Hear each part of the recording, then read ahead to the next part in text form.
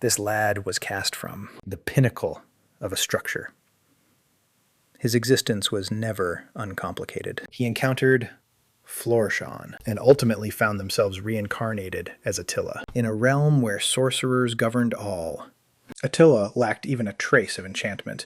Currently, as a savage disoriented in the heart of the woods, he needed to endure against creatures 5 times the size of a bear. Thus, he took the sole action available to him. He grasped his hatchet and commenced battling up to 10 days thereafter. His physique had grown remarkably powerful. That is not even a bear could harm him any longer. A system notification reveals that the main character of the situation, Charles Einhard, has been located. Upon perceiving this, an individual promptly confronts him to a duel. To Charles, this appears to be utter irresponsibility. Nonetheless, his adversary counters that it is nothing short of bravery. Assuredly, he proclaims that he will overcome him and traverse the route of the ruler. Shortly thereafter, a system window characterizes Charles Einhard as the most formidable fighter in history. As the contender gets ready to commence, an alert emerges, disclosing that he is the initial creator, now reborn as a mere background character.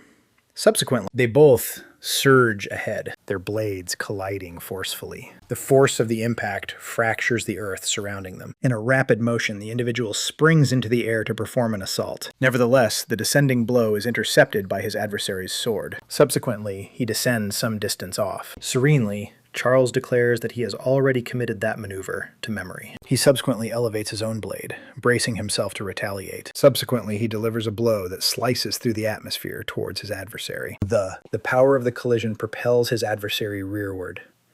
Without a moment's pause, Charles springs and plunges with his blade for a fresh assault. The man is cast to the earth by the overwhelming force of the strike. Nevertheless, the adversary contorts his physique and lunges forward to strike once more. The weapon impacts his opponent squarely in the torso. Resolutely, Charles proclaims that this marks the conclusion. He subsequently readies himself to administer the decisive strike. The assault penetrates the man's torso and propels him into the sky. At that instant, a colossal surge of energy cascades from the sky towards him. The impact triggers a tremendous blast, stirring a newfound strength. At the heart of the collision, the individual endures, adorned in injuries. In the setting, an individual attired in formal wear requests Mr. Sato Shota to endorse the agreement. Presenting himself as Sato Shota, he articulates that he is an author who attained extraordinary triumph with his complimentary 400-chapter saga. He is the creator of the epic tale of the monarch. With that endorsement, his creation would ultimately be transformed into a game. Consequently, all his endeavors thus far would ultimately be acknowledged. At that, he readies himself to endorse the document in front of him. Assured, he is confident that a promising future lies ahead. Nevertheless, that was merely what he perceived, until he abruptly discovered himself tumbling. A voice remarks that he likely cannot grasp the reasons behind this occurrence, departing, leaving him bewildered on the ground. At the perimeter of the structure, the gentleman from the office counsels him not to internalize it. He subsequently asserts that this is entirely for Sato Shota's benefit. In a state of desperation, Sato implores for rescue, exclaiming that he is plummeting. Ultimately, the man merely comments, "That's an awful statement to make." Sato then questions whether he truly expressed that audibly. Abruptly, the man's visage contorts as he clarifies that he simply perceived his thoughts. At that instant, the author comprehends that the entity in front of him is not of human origin. Instantly afterward, the unknown individual's foot descends and tramples fiercely on the hand Sato had grasped on the edge. A cry erupts as his digits are compressed. In anguish, he wonders whether this marks the conclusion of his existence. He then cries out that he still desires to extend his life. His gaze ascends toward the individual at the pinnacle of the structure. At that moment, a force radiates from his physique. The unleashed energy fractures the earth in his vicinity. A tremendous burst of power engulfs the whole terrain. Amidst the debris, he ponders what this signifies. Observing the metropolis ablaze, he wonders whether he was the one responsible for all of this. Drifting. Over him, the individual inquires whether he harbored berserker and the power of ferocity. Shortly thereafter, the silhouette's hand extends toward him. As he remains poised in midair, The outsider remarks on his remarkable strength. He subsequently asserts that with this power, Sato will now encounter a fresh existence. As his visage starts to fracture, he proclaims that this will unfold in the realm the author himself fashioned. He subsequently releases him, expressing that they shall encounter one another once more. The descent causes him to tumble downwards, in the direction of an active volcano. He subsequently crashes onto the earth with a forceful collision. Gazing at the scenery ahead of him, he wonders whether any of this is genuine. Shortly thereafter, a system window greets him to the realm of the valiant narrative of the monarch. Confronted with this, he ponders whether this is the realm from his own narrative. He subsequently pivots, detecting motion emanating from the woods. Gripped. In a state of alarm, Sato begins to flee frantically from a bear. The creature lifts its limb, prepared to attack. Without a moment's pause, he asserts that he has no desire to perish in this location. At that instant, he notices a hatchet resting on the earth. He swiftly seizes the armament and advances toward the creature. The bear growls and readies itself to strike. The strike connects precisely with the creature's skull. The being tumbles forcefully to the earth, utterly vanquished. Gazing at the fallen bear, he ponders what in the world is happening. At last, gazing at his own form, he inquires aloud, "What on earth is this?" He had been propelled from a structure by an enigmatic individual. As a result, he found himself cast into the realm of the narrative he had authored. Moreover, his physique had progressed to a distinctly superhuman standard. At that instant, he starts to recognize his impeccably conditioned biceps. He also takes note of his more powerful chest and thoroughly delineated midsection. He then inquires about the prominent muscles covering his entire physique. Nevertheless, that was not the sole aspect that had transformed. His perceptions were more acute than ever. For a brief instant, he inhales the atmosphere surrounding him. He identifies the identical savage aroma from earlier. Nonetheless, he recognizes that on this occasion, there is more than just one. Considering the circumstances, he concludes that it is prudent to leave the location. Abruptly, a shriek emanating from the woods seizes his focus. As he approaches, observes numerous corpses strewn across the earth amidst the foliage. A woman examines the surroundings, coming to the grim realization that all her associates have perished, while 4 bears wander nearby. Shortly thereafter, subsequently, the creatures notice her concealed behind a tree. She inadvertently treads on a branch that breaks beneath her foot. One of the bears pivots its gaze toward her, and she gazes in return. Subsequently, one of the beings lunges forward to assault her. The woman prepares for the collision, clutching her tools firmly. Nevertheless, she acknowledges that she could perish in this place, expressing that she desires to avoid this conclusion. In that moment, Sato abruptly materializes and delivers a blow. His fist collides with the bear's muzzle with tremendous power. Taken aback, through his own extraordinary power, he gazes at his palm and subsequently inquires if she is all right. The woman, still bewildered, inquires whether he is Attila. Perplexed, he gazes at the silhouette crouched in front of him and utters the name Attila once more. She observes that they claimed Attila had perished, but swiftly cautions him to glance over his shoulder.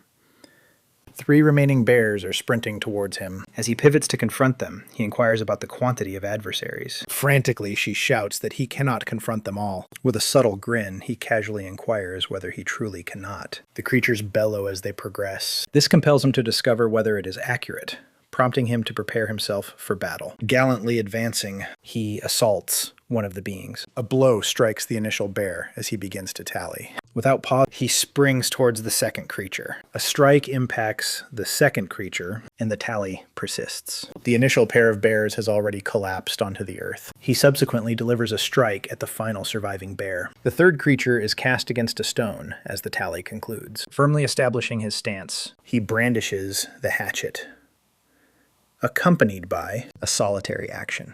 He executes an accurate blow. A bear's foot is entirely detached. The lady observes, incapable of responding. He subsequently lunges ahead and assaults the remaining beings. At last, he positions himself beside the remains of the final bear. He subsequently inquires who on earth this Attila she is referring to is. Without warning, the woman rushes toward him and embraces him.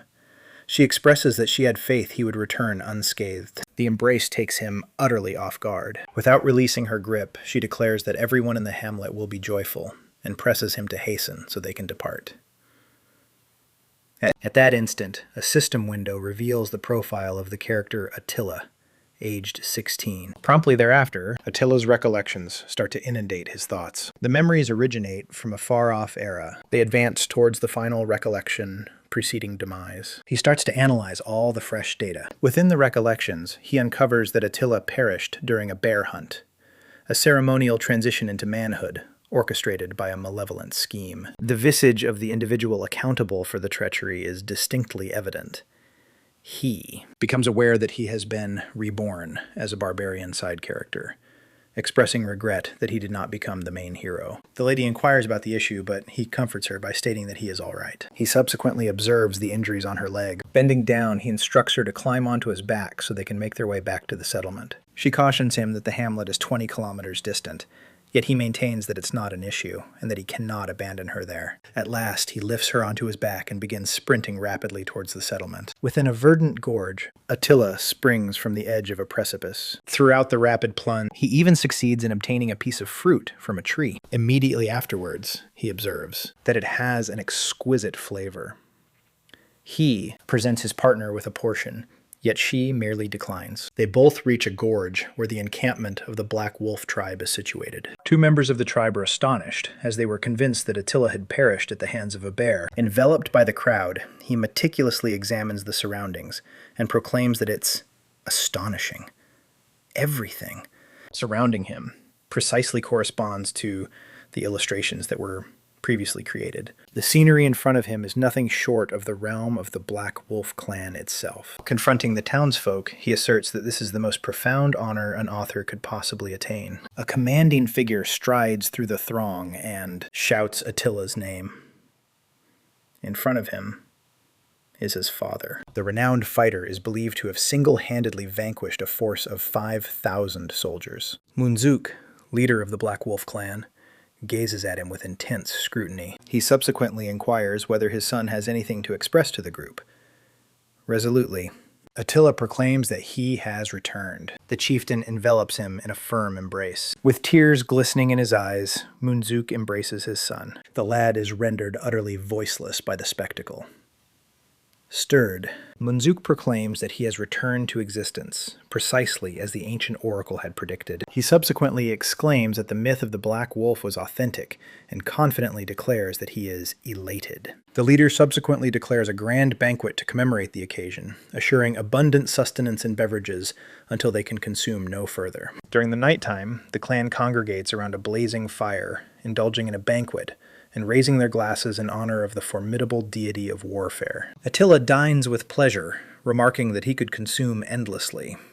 At that moment, an individual presents him with a cup of beverage, which he gratefully accepts without a second thought. The backdrop, the clan's fighters perform a dance, while others beat on percussion instruments. The performance symbolizes the myth of the formidable deity of warfare. The narrative recounts how the famed champion met his demise at the hands of his adversaries, merely to resurrect from demise. A performer brandishes a hatchet, maneuvering with remarkable dexterity. She twirls and accomplishes every gesture with accuracy.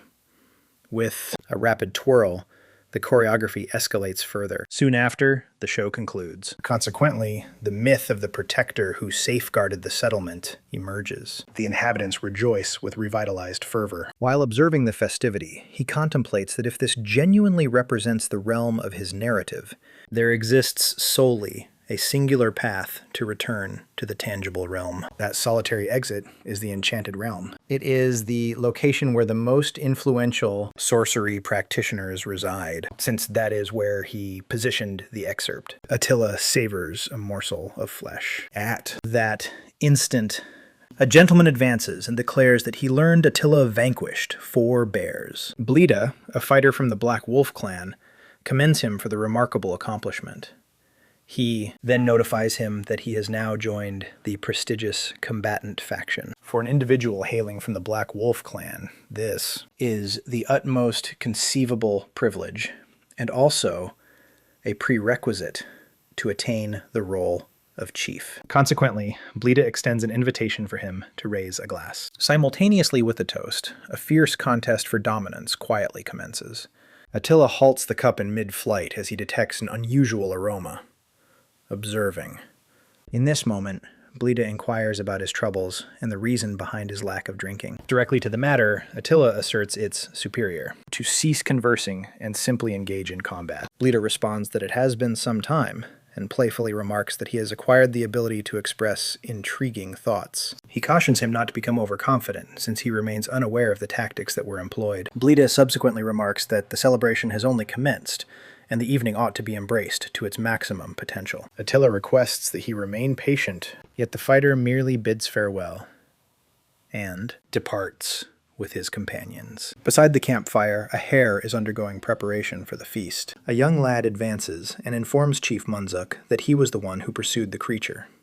The chieftain grins and declares that the boy is destined to become a formidable warrior. He is entirely distinct from his younger sibling, Blida. Lacking the experience of having a father, the youthful individual is uncertain about how to behave in this circumstance.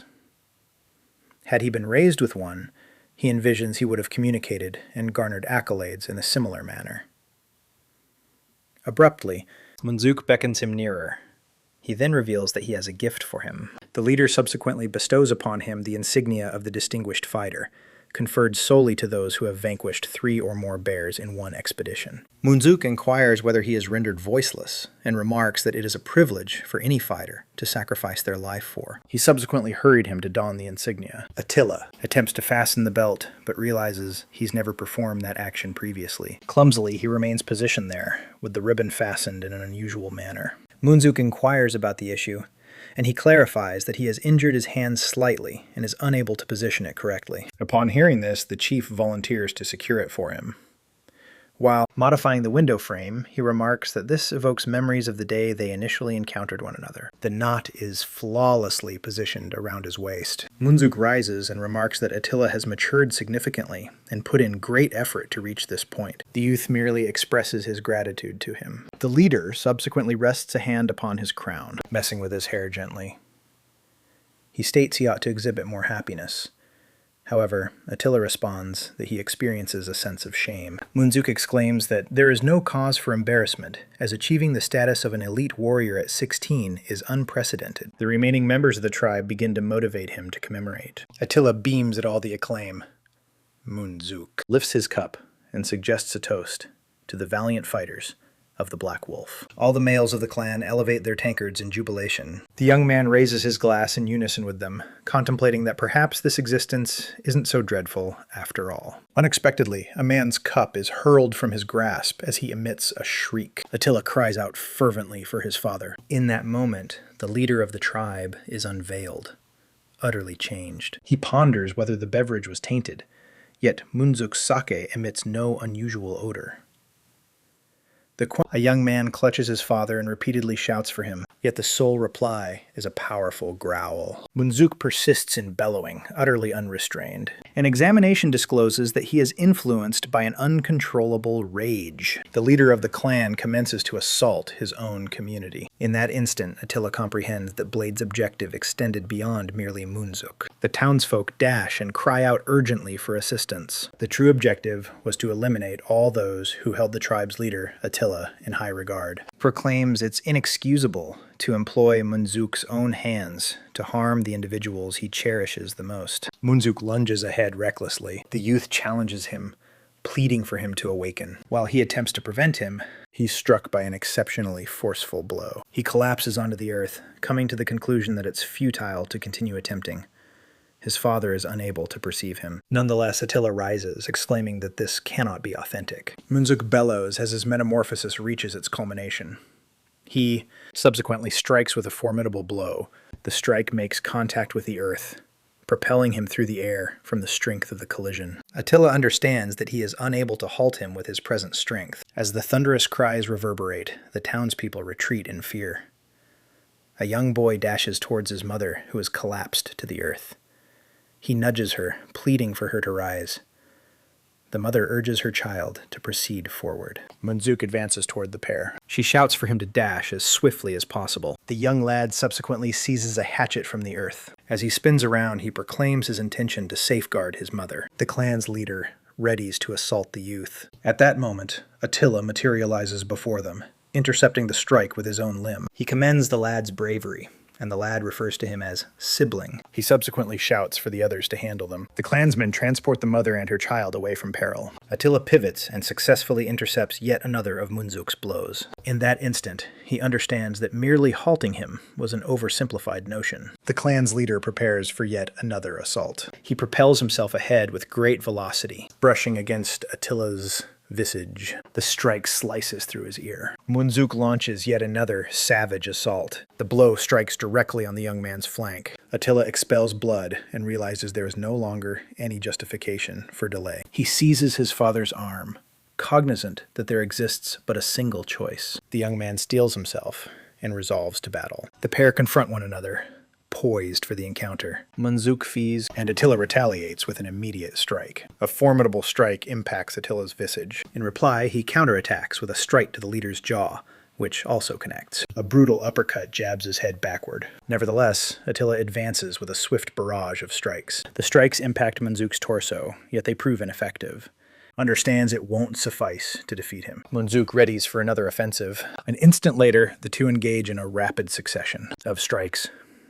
Attila is forcefully propelled to the earth. The clan members observe the spectacle, utterly astonished. Clearing his throat, he attempts to rise. Propelling himself from the earth, he battles to regain his breath. A dark wolf champion is an individual who jeopardizes their own existence to safeguard what is valuable to them. And that was precisely what Munzuk had consistently represented. Attila recalls that his father would have safeguarded the townspeople, even at the expense of his own existence.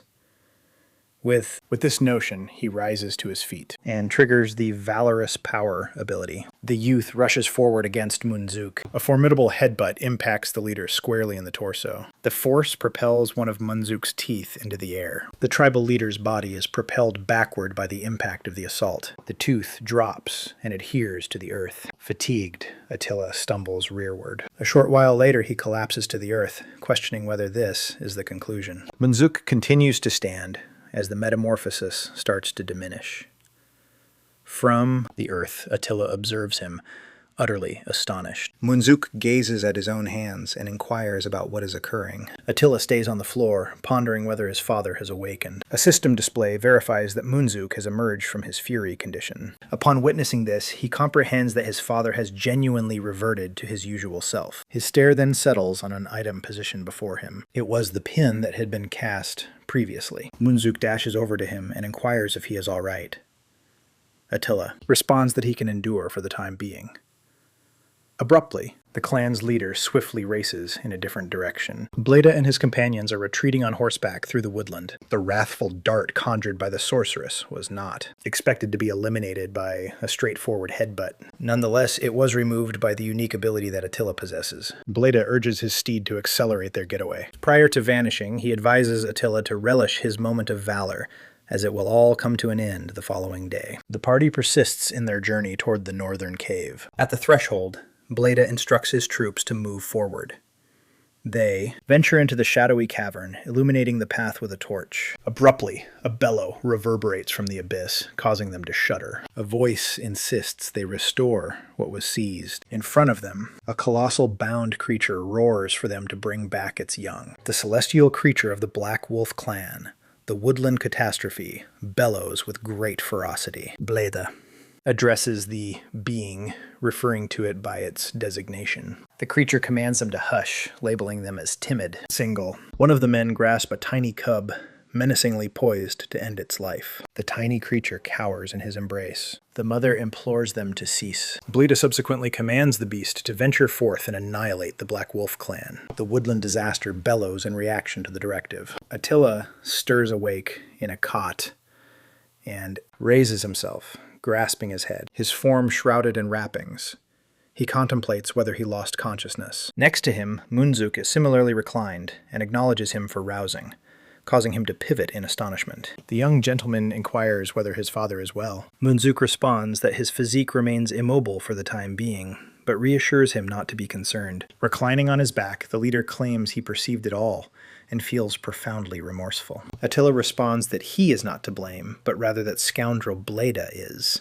Nonetheless, Munzuk maintains that he did not succeed in safeguarding the inhabitants. He subsequently announces that he no longer possesses the credentials to serve as the leader of the tribe. Attila inquires of him, asserting that this is precisely what Bleda desires. Nonetheless, his father urges him to comprehend, asserting that the situation was exceedingly grave. Abruptly, cries reverberate from beyond the entrance. A throng of locals storms into the chamber. One individual shouts for restraint, asserting that the leader is still recuperating.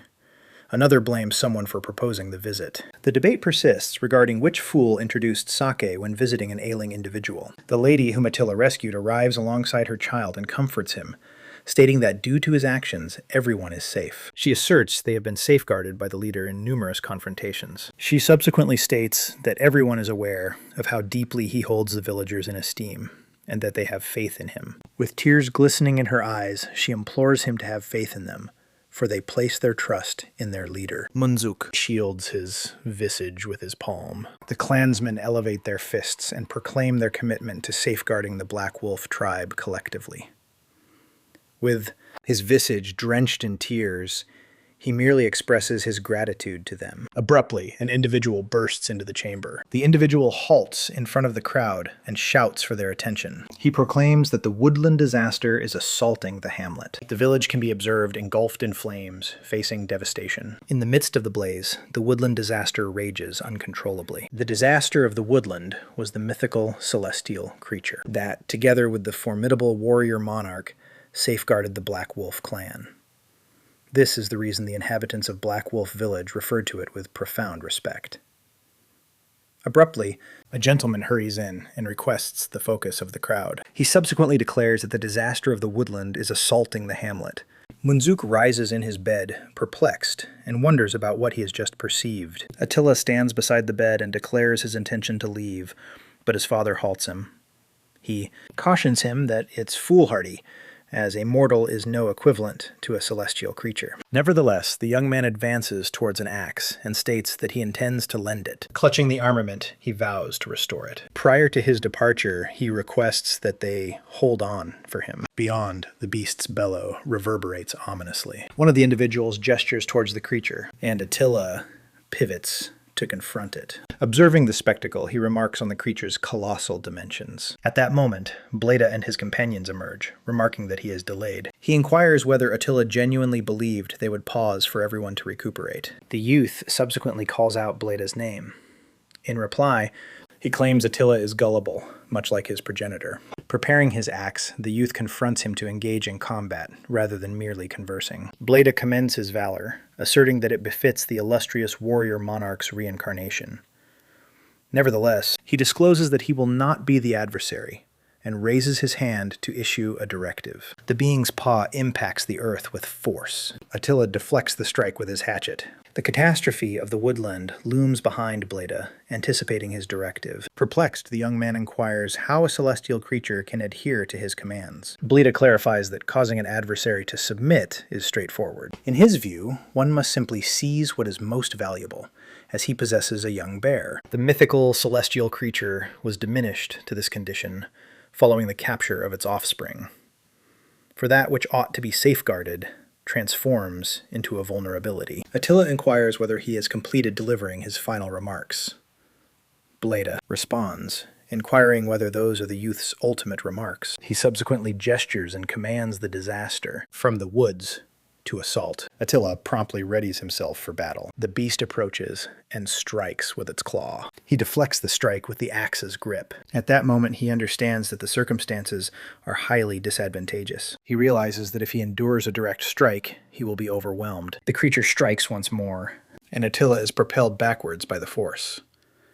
Nevertheless, he succeeds in touching down, although he's pulled by the power of the assault. The youth observes the velocity of that immense form, solid as stone and impervious to standard cutting tools. As the being draws nearer, he contemplates his course of action. Then he recalls that although one cannot sever a stone, you can still insert something into it. If the blade fails to slice, then the remedy is to integrate it. Bearing this in consideration, he prepares a hatchet and places it strategically. Subsequently, he wields the second axe to hit the first with all his strength. The collision drives the weapon deeply into the being's flesh. The celestial creature responds to the impact that strikes its shoulder. Attila, readies for another assault. The being gazes at him with unwavering focus. He delivers a precise strike to the creature's paw. Immediately thereafter, he rotates his physique to generate momentum. Subsequently, he springs into the sky for a forceful assault. The hatchet impacts the being's shoulder with utmost strength. The sword penetrates profoundly into the creature's skin. One of the individuals becomes aware that he is employing one axe to drive in the other. Following numerous strikes to its limb, the being ultimately crumples entirely. The disaster of the woodland draws near to its young, which is positioned on the earth. Blida refers to it as a worthless bear. Subsequently, he commands his troops to launch their projectiles. The marksmen pull back their bows and focus their sights. A barrage of bolts hurtles toward Attila. He readies himself to intercept the missiles. Using his hatchet, he parries every projectile heading towards him. One of the individuals refers to him as a beast. With his head detached, the same individual cries out for his comrades to escape. Attila rushes towards Blida's forces, assailing them without reluctance. Shortly thereafter, he delivers the concluding strike on the final adversary. Consequently, he conquers all of Blida's warriors, wielding nothing but his axes. He subsequently faces Blida and dares him to a duel between the pair of them. Ultimately, Blida embraces the challenge and summons him to combat. Blida lunges at Attila, commencing the assault. Several individuals observe that the pair are merely gazing at one another, completely still. Nevertheless, one individual rectifies him, asserting that the conflict might have commenced without their awareness. Consequently, commences the clash that will determine the destiny of the Black Wolf clan. Attila stands resolute in his combat position. Conversely, Blida remains motionless, gripping his axe firmly. Abruptly, he strides ahead. In a heartbeat, he disappears, leaving Attila puzzled by the unexpected vanishing act. He subsequently materializes behind him to launch an assault. Continuously, he initiates yet another assault that grazes Attila's shoulder. Taken aback, he inquires about the nature of that maneuver. Blida. Accusations once more, and Attila recognizes that he cannot evade swiftly enough. He then mocks him, questioning whether he truly believed he could triumph solely through raw strength, labeling him a simpleton. He subsequently asserts that he is accustomed to confronting awkward assaults that rely solely on brute force. Attila protects himself to the best of his ability and recognizes the expertise of his adversary. The flurry of strikes forces him to retreat. He cannot discover any opportunity, not even to wield his axe. Blida commends him for successfully fending off his onslaught of rapid-fire strikes. Nevertheless, he gets ready for his subsequent action. With a sudden acceleration, he propels himself ahead once more. Attila responds to the abrupt motion. At that instant, Blida proclaims that he will emerge victorious. Vaulting over him, he delivers an accurate blow. In skill and expertise, Blida evidently excels beyond him. Nevertheless, Attila readies himself for a retaliatory strike. He recalls that this setback was trivial in comparison to Munzuk's. Capitalizing on an ideal opportunity, he resolves to launch an assault. With accuracy, he strikes Blida with the shaft of his axe. The strike connects solidly, causing him to expel blood. A few individuals begin to rejoice, exclaiming that Attila has triumphed. He continues to stand, seemingly triumphant. Reclining on the earth, Blida starts to chuckle. Attila inquires what is amusing. Amidst chuckles, he responds that it was finally time for the impact to manifest, departing, leaving him bewildered. He subsequently discloses that his axe was entirely covered in berserker venom. He then inquires whether Attila is aware of the consequences when an individual is struck by that instrument. Enraged, Attila berates him as an illegitimate child. Blida gestures towards him and proclaims that Attila himself shall be the one to obliterate the Black Wolf tribe. The youth gazes at his own palm. Bewildered by the current situation, he senses an unusual sensation flowing within him. Shortly thereafter, he begins to yell as a force entirely surrounds him. Blida calls out for him to transform into a creature and meet a wretched demise. Attila senses his physique becoming extraordinarily warm. Perplexed, he inquires about the unfolding events. In that moment, the celestial creature bows before him and addresses him as Attila, the individual who embodies the essence of avarice. Astonished, he inquires whether the celestial creature is capable of speech. It illustrates that he can now perceive its voice distinctly, as he is nearer to becoming a creature than a man. The being subsequently unveils its maw and instructs him to accept this. Attila observes a blade, emerges in his grasp. The celestial creature reveals that this is the sacred blade of the illustrious martial king, bestowed upon the individual who conquers it, known as Michiel. It indicates that the armament will assist in his emergence when the essence of the Black Wolf tribe reverberates, inspiring him to battle. Ultimately, it compels him to battle for those he is obligated to safeguard. A notification panel emerges, detailing the characteristics of the armament known as Michiel. The haze surrounding Attila gradually fades away as he confronts Blida. The individuals observe, perplexed by the unfolding events. Blida contemplates why his adversary is remaining stationary. In reply, Attila merely utters his name. He then proclaims it is moment to resolve this conflict. In the flash of a moment, Attila darts ahead and disappears from view. Before Blida has the chance to respond, a gash emerges on his visage. Subsequent to the labor action, Attila descends gracefully onto the earth. Subsequently, Blida is hit once more, wailing that it's unfeasible. The blade is embedded in his shoulder. He fixates on the weapon lodged within his own flesh. Identifying the armament, he inquires whether it is the Michiel. Without allowing him a moment to respond, Attila strikes the decisive hit. The force propels Blida rearward.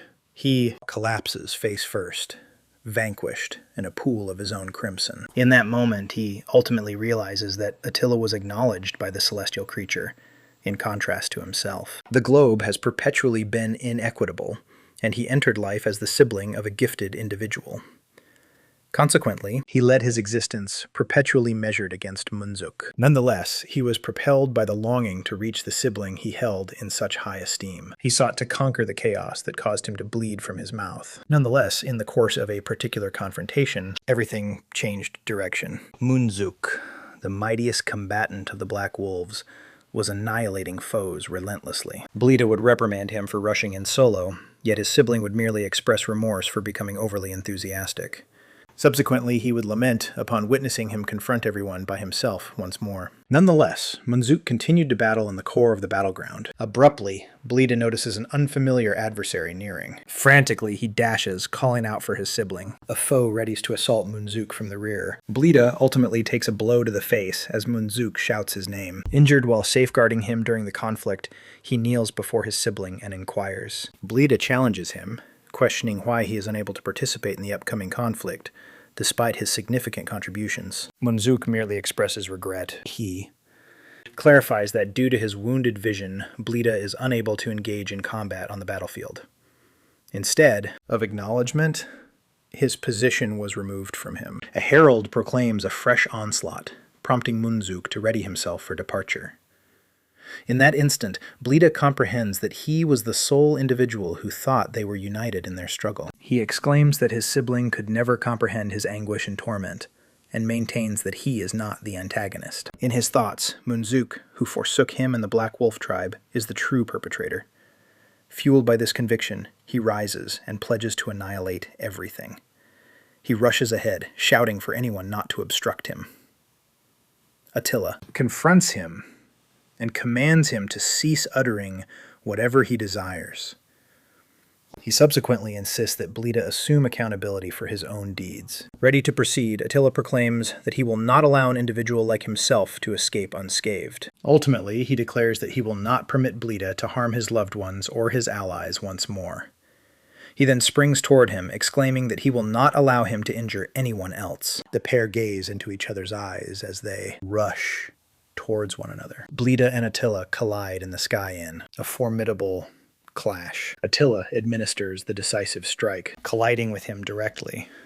At that moment, he realizes that fundamentally, all had been a generosity towards him. Nevertheless, his sole desire was that his sibling had informed him they would battle side by side. Blida reminisces about the moments they battled alongside one another, reminiscent of times past. The onlookers, observing from afar, comprehend that the battle has concluded. The conflict concludes with Blida's demise, and tranquility returns to the hamlet. Subsequently, he resolves to depart, resolved to attain the enchanted domain. Attila bids farewell, declaring that he is departing at this moment.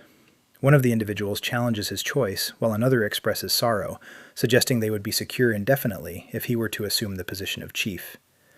Munzuk, however, asserts that, regrettably, Attila is unable to fulfill that responsibility. The inhabitants express dissent, asserting that this is false, and that he would perform exceptionally well. Munzuk subsequently declares that he will demonstrate the reason. Perplexed, the individuals observe as he prepares his armament. Abruptly, Munzuk lunges forward with his hatchet. Taken aback by the unforeseen assault, Attila responds promptly. He successfully deflects his own father's strike. Perplexed, he inquires about his actions. Munzuk commends him, stating that his protection was exceptional.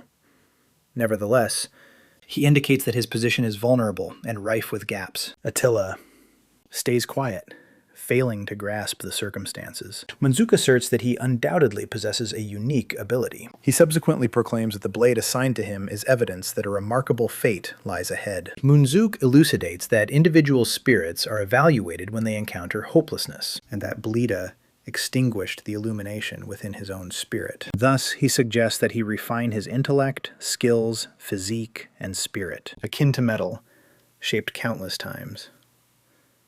Ultimately, he advises him to always preserve the brilliance of his spirit, regardless of the circumstances. Attila shouts to his father and concurs with his statements. Munzuk subsequently instructs his son to come back without delay. At that instant, a lady called Eriku emerges in his way. She advances, proclaiming that this is a vow. Abruptly, she adorns him with an object around his neck, catching him off guard. Eriku embraces him while securing the talisman. The artifact is crafted from the tooth of the celestial creature. She asserts that it will undoubtedly safeguard him. Attila expresses her gratitude, deeply touched. Munzuk sprints towards him and embraces him, pleading for him to stay. In the far expanse, Attila takes his leave of his kin, who observe him from the entrance of the village. Subsequently, he establishes a campsite, solitary, in the shadowy woodland. Perched beside the flames, he observes that the meat is cooking beautifully. He grabs the steaming morsel and exclaims that it appears to be delectable. Subsequently, he readies himself to savor the initial morsel. Nevertheless, he halts upon hearing a noise emanating from the woods. He pivots and gazes into the shadows among the trees. Attila then inquires about the duration of their pursuit. At that instant, the petite offspring of the celestial creature appears from the shadows. Attila gazes into the shadows and inquires how long they have been trailing him. The diminutive offspring of the celestial creature cautiously emerges from behind a tree. Serenely, he simply requests the being to return home. The young bear rests on the earth as Attila observes it quietly. He subsequently clarifies that he cannot carry it along and requests it to behave well and return to its abode. Suddenly, the tiny being's belly growls, and its gaze shifts to the flesh in his grasp. Witnessing this, Attila concedes and presents the sustenance, instructing it to consume and then depart. The young bear clamps down on the flesh and declines to release its grip, being oscillated from one side to the other. Shortly thereafter, the being drifts into a deep slumber, clutching the morsel of flesh. Attila comprehends that the cub has taken his entire share. He refers to it as ferocious, notwithstanding its adorable facade, and chooses to forsake it. As he pivots, but abruptly halts upon perceiving something peculiar and inquires about its nature. The cub ejects an item, causing, Attila exclaimed in astonishment. He requests the being not to frighten him in such a manner, as it presents him with a branch. Perplexed, Attila inquires whether it is a present, and subsequently shouts that he has no use for it. Nevertheless, the small cub cuddles in his lap, prompting him to ponder why it is so bonded. He subsequently contemplates whether the being detects its mother's scent on him. It was the identical cub Bleda had employed as a pawn. The celestial creature battled with its very existence to safeguard it. That is the reason Attila was reluctant to embark on such a perilous expedition. He gazes at the young animal dozing in his lap and contemplates the predicament as a significant issue. Abruptly, the tiny being reclines beside the blade. At that instant, he recalls that the cub is likewise a sentinel creature, tethered to the safeguarding of the armament. The sun ascends, announcing the arrival of a fresh day. The tiny being raises itself and surveys its surroundings. It then becomes apparent that Attila is absent. Terrified, it dashes in the direction he departed. Subsequent to a handful of paces, it halts abruptly, appearing disoriented. Shortly thereafter, the cub begins to whimper. Attila seems to grasp the sword and inquires if that is what it had been searching for. He clarifies that he is unable to provide it to the cub.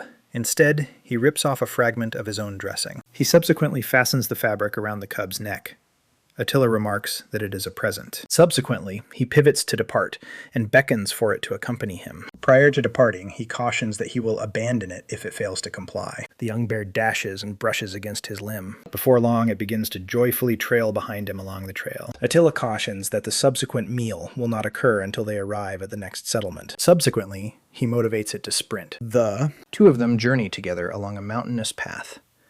From afar, a lady observes their expedition through a sphere and observes that the setting is captivating. She characterizes him as an untamed and tenacious fighter, able to shatter an enchanted toxic dart. The sorceress, Bhatri. Elizabeth ponders where an individual so extraordinary has been concealed. Ultimately, she expresses that she is now significantly intrigued by him. Attila proclaims their arrival. Before him lies the initial metropolis of their expedition. They step into an inn where the tiny being promptly begins to dine, seated upon a stool. Attila cautions against consuming that, his tone imbued with worry. At that moment, the innkeeper presents an enormous signature meal, expressing regret for the holdup. A significant quantity of steamed buns is positioned on the table. Attila seizes a roll, takes a mouthful, and inquires of the gentleman whether he is familiar with the enchanted realm. The innkeeper responds that he is unfamiliar with it, and Attila remarks that he anticipated such a reaction. The enchanted haven is a buoyant isle, a current in the northern ocean of the Kuriel-Sharudra landmass. He takes a drink and comments that it was something he had solely inscribed in his book. He subsequently remarks that he ought to have elaborated more thoroughly. The innkeeper is astonished that he has already completed his meal. Attila is aware that to arrive at the North Sea, he must navigate through a particular location. Territories teeming with creatures, such as colossal beings and fire-breathing serpents, lie in wait for him along his journey. In addition to that, he will also confront the malevolent beings residing outside those areas. Contemplating all of this, he places a hand on his forehead, lamenting an abrupt ache. At a different table, an individual reiterates the inquiry regarding the realm of fairies. Immediately afterward, he and his companions begin to chuckle. As one of them inquires about Attila's age, one of the individuals rises and exclaims that a fairy kingdom does not exist. In a derisive manner, he advises Attila to cease fantasizing and confront the truth. Attila icily responds that it is not his concern. He subsequently rises and commands the individual to depart immediately. The intoxicated individual menaces him, proclaiming that if he doesn't expedite his actions, he will transform the diminutive being into soup. In retaliation, the being sinks its teeth into his finger, forcefully. Attila simply reassures them not to fret, asserting that he's merely a tipsy individual. Abruptly, a different man strikes the table, propelling the inebriated individual into the air. Attila and the innkeeper shift their attention to the stranger. Otto, the chief of the Curie mercenary faction, observes that beverages become unpalatable in the presence of particular individuals. The innkeeper appears horrified by his mere presence. He subsequently advises Attila that it would be wise to depart swiftly. Perplexed, Attila ponders why that evening is so ungracious. Subsequently, the innkeeper discloses that he is Otto, renowned as the Ogre Blade. Attila grins at the revelation that he is a renegade who once served as a knight. Otto responds tersely that he is not obligated to provide anyone with an elucidation. At that instant, the individuals accompanying the inebriated individual hasten to assault Attila. His stare locks onto the advancing adversaries. In an instant, they are all cast to the earth, surrounding him. Otto is astonished by the events that have just unfolded. Upon witnessing the defeat of his comrades, he inquires about the identity of Attila. With a grin, Attila responds that he is the primary creator. He subsequently tears his own shirt and declares that it is his time now. Otto becomes frantic and urges him to hold on for a moment. The individuals crouch on the ground and start to express their regrets. Attila withdraws, asserting it was merely an act of self-defense. Attempting to rationalize his actions, he claims he had no alternative since he was assaulted initially. At that moment, the innkeeper seizes his hands in gratitude, leaving him perplexed. Attila grabs a wanted poster and inquires if those individuals are offenders. The innkeeper affirms, detailing that the nobleman authorized a decree against them, and the entire community had endured the consequences of their actions. He subsequently muses why the directive insisted they be apprehended unscathed. The individual then conjectures that possibly the objective was to enlist them for the conflict. He refers to having heard whispers of an impending confrontation, noting that the regional forces are outnumbered by their adversaries. Consequently, Baron Bertrand is assembling anyone at hand as a fighting contingent, including offenders. Attila grins upon hearing this and remarks that it's positive news. A brief while later, they reach the residence of the local nobleman. Within the chamber, an individual inquires whether Attila was the one who apprehended the outlaws in return for a war steed. The aristocrat who welcomes them presents himself as Lord Bertrand. Bending down, the young man verifies that it is indeed accurate. He further mentions that he also arrived to collect the monetary prize for the apprehension of the group. Lord Bertrand reprimands him for speaking as though a conflict were imminent in Gascony. Attila, nonetheless, responds with composure that he is merely readying himself for battle. Upon this, the sovereign inquires about the source of such intelligence.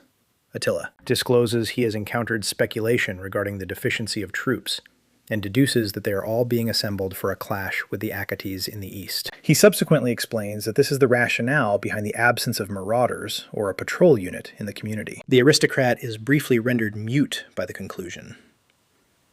Attila persists, stating that the sovereign desired them apprehended unharmed, as he thought they would prove beneficial in combat.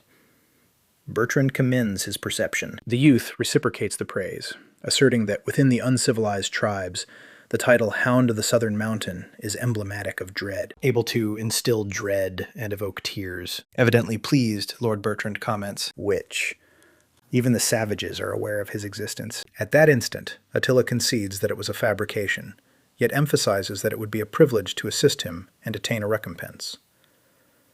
Bertrand pauses briefly and concedes that apprehending the complete Kiri mercenary faction merits acknowledgement. Thus, he presents 10 golden coins and a war steed of his preference, garnering prompt gratitude.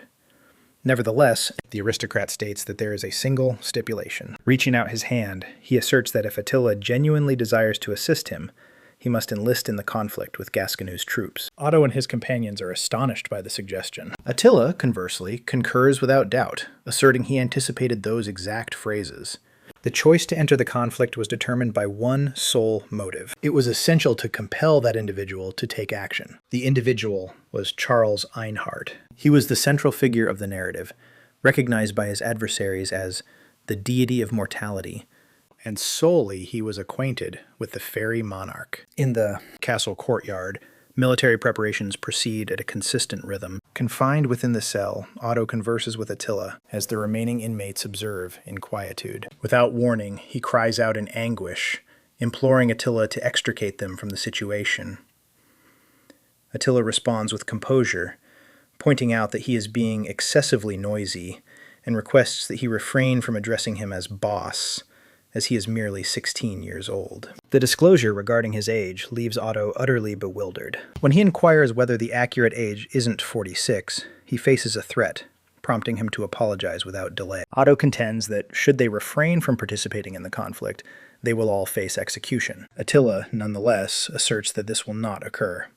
He merely instructs them to engage in the battle silently, and they shall be rescued. The commander of the mercenaries pauses briefly, gazing through the cell bars. Then, he suggests that they resolve all matters in a head-to-head combat. Attila is perplexed by the suggestion of a solitary duel. A joust is a straightforward contest.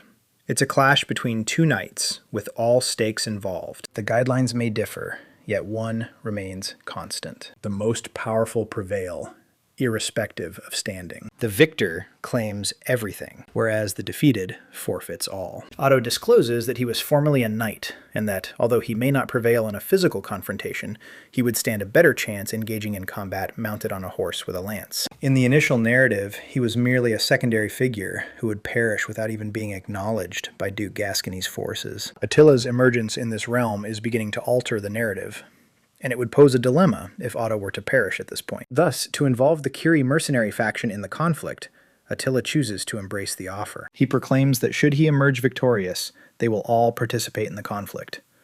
If Otto prevails, he will liberate them in accordance with his agreement with Bertrand. With a serene grin, Attila embraces the challenge. Hired soldiers call out to their leader, expressing that they are entrusting their lives to him. Otto confronts the circumstance earnestly, whereas Attila stays composed. 10 days afterward, on the occasion of the tournament, the two knights assume their stances in the arena. An announcer greets the nobles, gentlewomen, and visitors present. The audience in the bleachers rejoices at the commencement of the occasion. Lord Bertrand observes everything keenly from his vantage point. The messenger proclaims that the conflict will be for all the marbles, and requests a thunderous ovation. He subsequently clarifies that all are aware of the regulations as the knights prepare their spears. They must rush vehemently towards each other. The two confront each other from opposing ends of the arena. The sole guideline is to engage solely with their spears. The individual who unseats their adversary from their steed will emerge victorious. For these esteemed warriors, societal standing possesses no significance.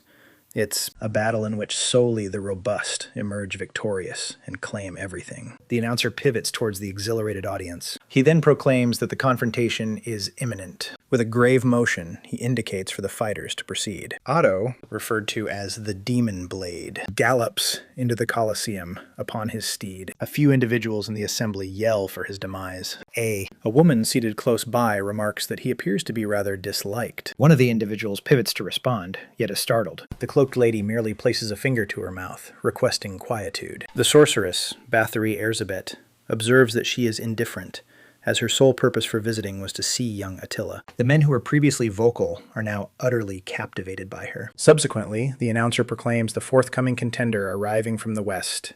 He presents Attila, the savage fighter of indeterminate might, who independently apprehended the entire Kyrie mercenary faction. The confined mercenaries cry out for their leader to triumph, as their existence hinges on it. Otto perceives the cheers of encouragement and displays evident discomfort. From across the arena, Attila simply yells his name. He subsequently remarks that the armor appears quite decent on him. Otto responds that he can presently only indulge in arrogance. The messenger proclaims that the eagerly anticipated instant has at last come. He presents Attila from the Onyx Wolf clan, battling against Otto, the Infernal Blade. At last, the messenger commences the contest. The announcer expresses gratitude to the spectators for their perseverance. He subsequently showcases the confrontation between Otto, the Infernal Blade, and the savage fighter, Attila. With the flourish of a banner, the contest officially commences. Otto lunges ahead with his spear poised for action. Simultaneously, Attila advances towards his adversary. With his gaze locked on the objective, Otto is confident that he can triumph. An instant later, he initiates his onslaught with the spear.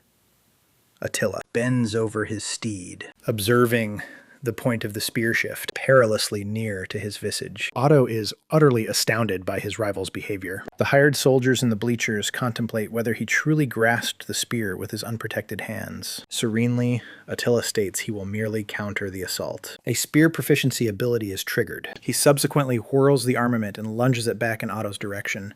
Otto observes the point of the spear approaching rapidly. Subsequently, Attila assaults him with the opposite end of the armament. The force causes Otto to expel blood.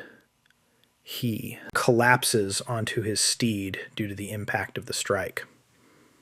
Bathory. Elizabeth beams as she observes the confrontation. She remarks that he is genuinely a frenzied fighter, a true berserker. Attila shatters the spear, and the herald proclaims that the fighter from the Black Wolf clan has triumphed in the initial round. Shortly thereafter, they both get ready for the subsequent round. Presently, Otto brandishes an enormous battle mallet. He recognizes that the circumstances are not advantageous for him. The announcer proclaims the commencement of the second phase. Attila gallops ahead on his steed, traversing the expanse of the arena. He resolves to conclude everything by unseating his adversary from their steed. With this consideration, he propels himself rapidly toward Otto. His adversary also approaches the encounter on horseback. The hired soldiers call out their leader's name. The battle mallet is hurled, whirling through the atmosphere. Otto observes the armament draw near. At that instant, Bathory clicks her fingers. She grins, elevating her forefinger. Abruptly, a power surges from the ground of the arena. Attila and Otto are apprehended unexpectedly by the disruption. Attila's steed rears back, alarmed. He pivots and glances towards the audience, seeking the origin of the occurrence. Then he focuses his attention on Bathory Erzsébet. She simply gazes at him in silence. The hired warriors and the diminutive being exclaim that the steed is spiraling out of control. Otto is convinced he has been rescued and perceives his opportunity. Attila discards what remains of the spear. Otto comprehends that the strike was unsuccessful, but holds the conviction that he can attempt once more. In that instant, Attila experiences a sudden inspiration. He effortlessly vaults off his steed towards his adversary. Otto is utterly bewildered by the maneuver. Attila descends onto the adversary's steed directly behind him. He subsequently seizes him by the throat. The announcer exclaims, astonished that he leaped onto his adversary's steed. He inquires whether that is permitted by the regulations of the tournament. Lord Bertrand merely observes the spectacle with a subtle grin. Attila proclaims that with this, the subsequent round belongs to him. The steed persists in galloping wildly throughout the arena and rises up with both of them upon its back. Irritated that the circumstances are recurring, Attila restrains Otto. Suddenly, with a lurch, the steed bucked them off and he touched down on his feet. Otto, conversely, collapses abruptly onto the arena ground.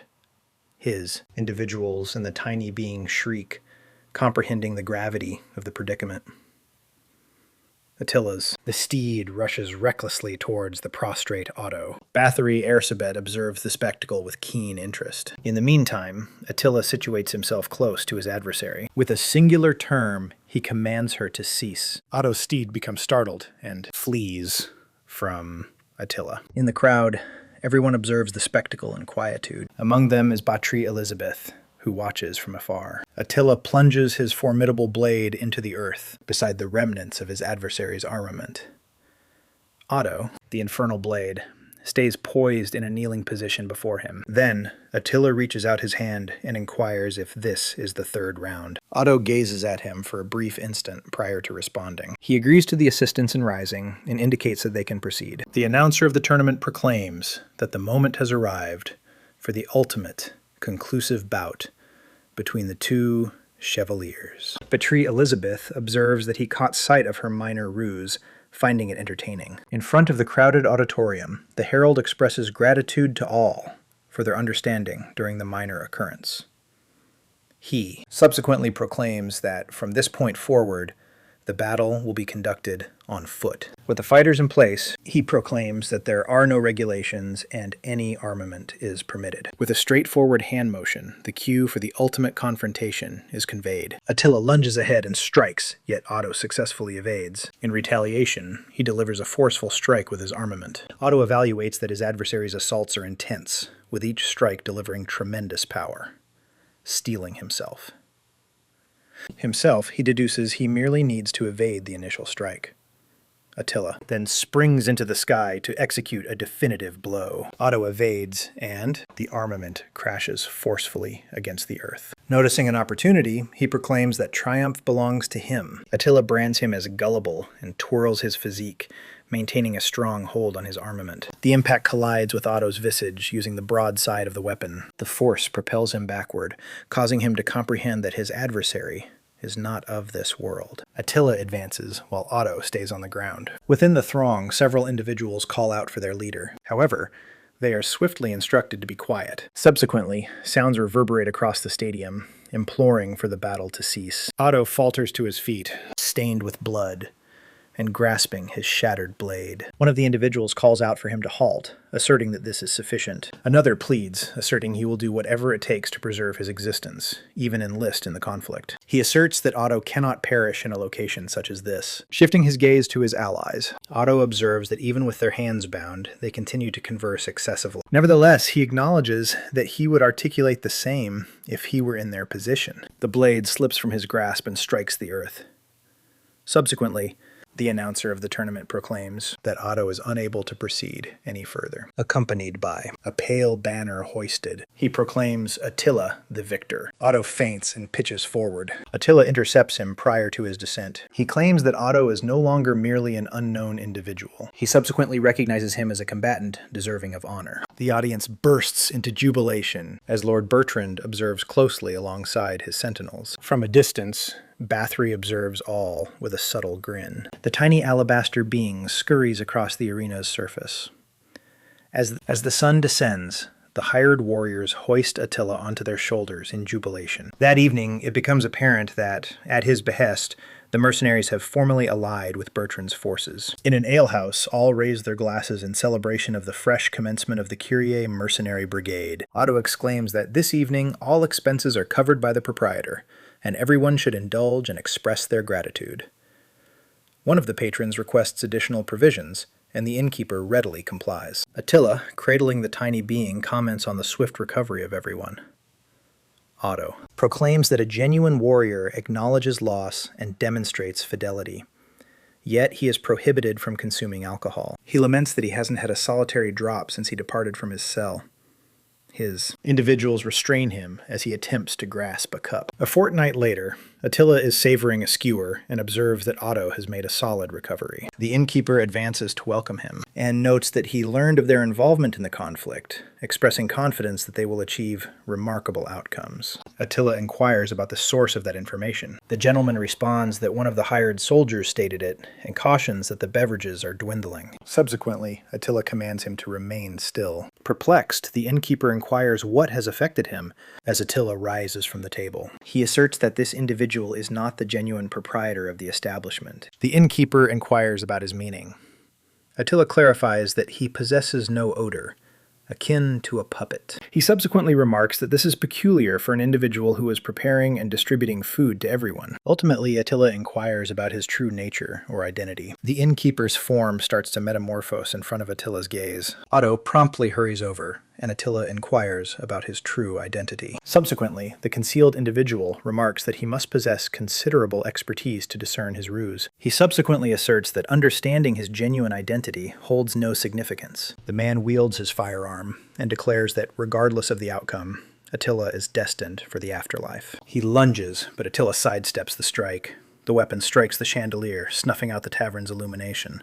Attila stays vigilant in the unexpected gloom. Otto shouts that it's utterly pitch black, but Attila advises him to relax. He responds that it's impossible to remain tranquil in the shadows with a killer at large. At that moment, the adversary emerges from behind Otto and attempts to strike him. In the nick of time, Attila yanks him out of the strike's range. He subsequently instructs his associate to remain silent and position themselves in the corner. He then faces the adversary and labels him a covert operative, renowned for his skill in deception. Attila asserts he can recognize him by his build and power, disclosing him to be Rashid, a subpar killer. The hooded figure merely gazes at him, adopting a fighting posture. After a brief pause, Attila inquires whether he isn't accurate.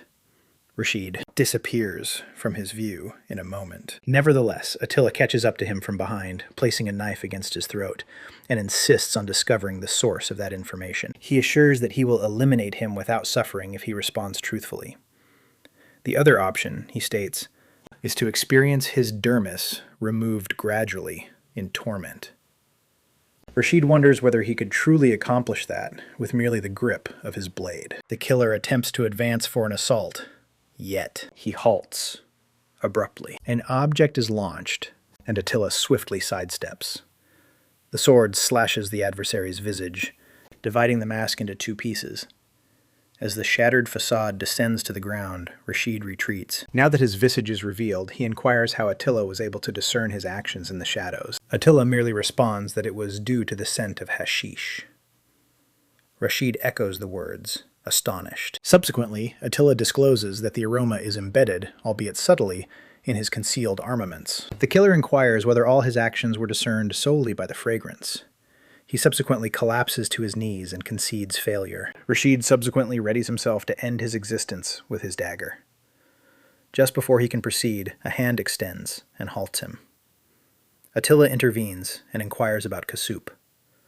Taken aback, Rashid insists to understand the reason he is aware of his child's name. Attila merely responds that he is unable to clarify. The account discloses that Kassup is Rashid's cherished offspring and that, in the times ahead, he will transform into a formidable supporter of Charles. In a state of desperation, Rashid implores them to refrain from harming the child, promising that he will do whatever it takes. Subsequently, Attila declares that there exists a singular stipulation.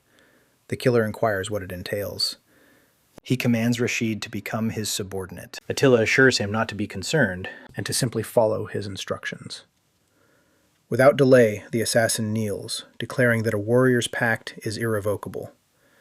He mentions that he will reach out to him subsequently. Subsequently, Rashid begins to howl. Attila urges him to cease, stating that he need not interpret it so precisely. Otto and his companions are taken aback by the unexpected sound. From afar, Bátry Elizabeth observes the tableau and ponders their activities. She inquires whether this constitutes a form of ceremony devoted to an unidentified deity. Nevertheless, she puts the inquiry on hold, inquisitive and enthusiastic about the future with her newfound companions. Spring draws to a close. Each individual experiences rigorous preparation. During a warm day in the southern region of the continent, the mounted troops progress. A. The metropolis is engulfed in flames amidst a brutal assault. The conflict had commenced, and the appearance of warriors clad in complete armor was proclaimed. They are recognized as the Golden Lion Mercenary Company, commanded by Charles Einhart. A contingent of lancers advances in orderly alignment. Battle flags ascend across the combat zone. The horsemen surge ahead with great velocity. A leader vociferates directives, instructing his troops to eradicate all the Gasconian timorous. Subsequently, another warrior bellows for them to demonstrate the might of the Aquitanians. He commands them to eliminate everyone, but his head is severed entirely in that moment. His troops shout the name of their deceased leader. At that instant, they notice a hatchet hurtling in their direction. The instrument crashes into the earth as a solitary silhouette gallops ahead on a steed. The troops speculate whether the Gasconian forces are launching a complete assault. Nonetheless, one of them recognizes that it is merely an individual assaulting solo. Attila fervently attempts to control his obstinate steed.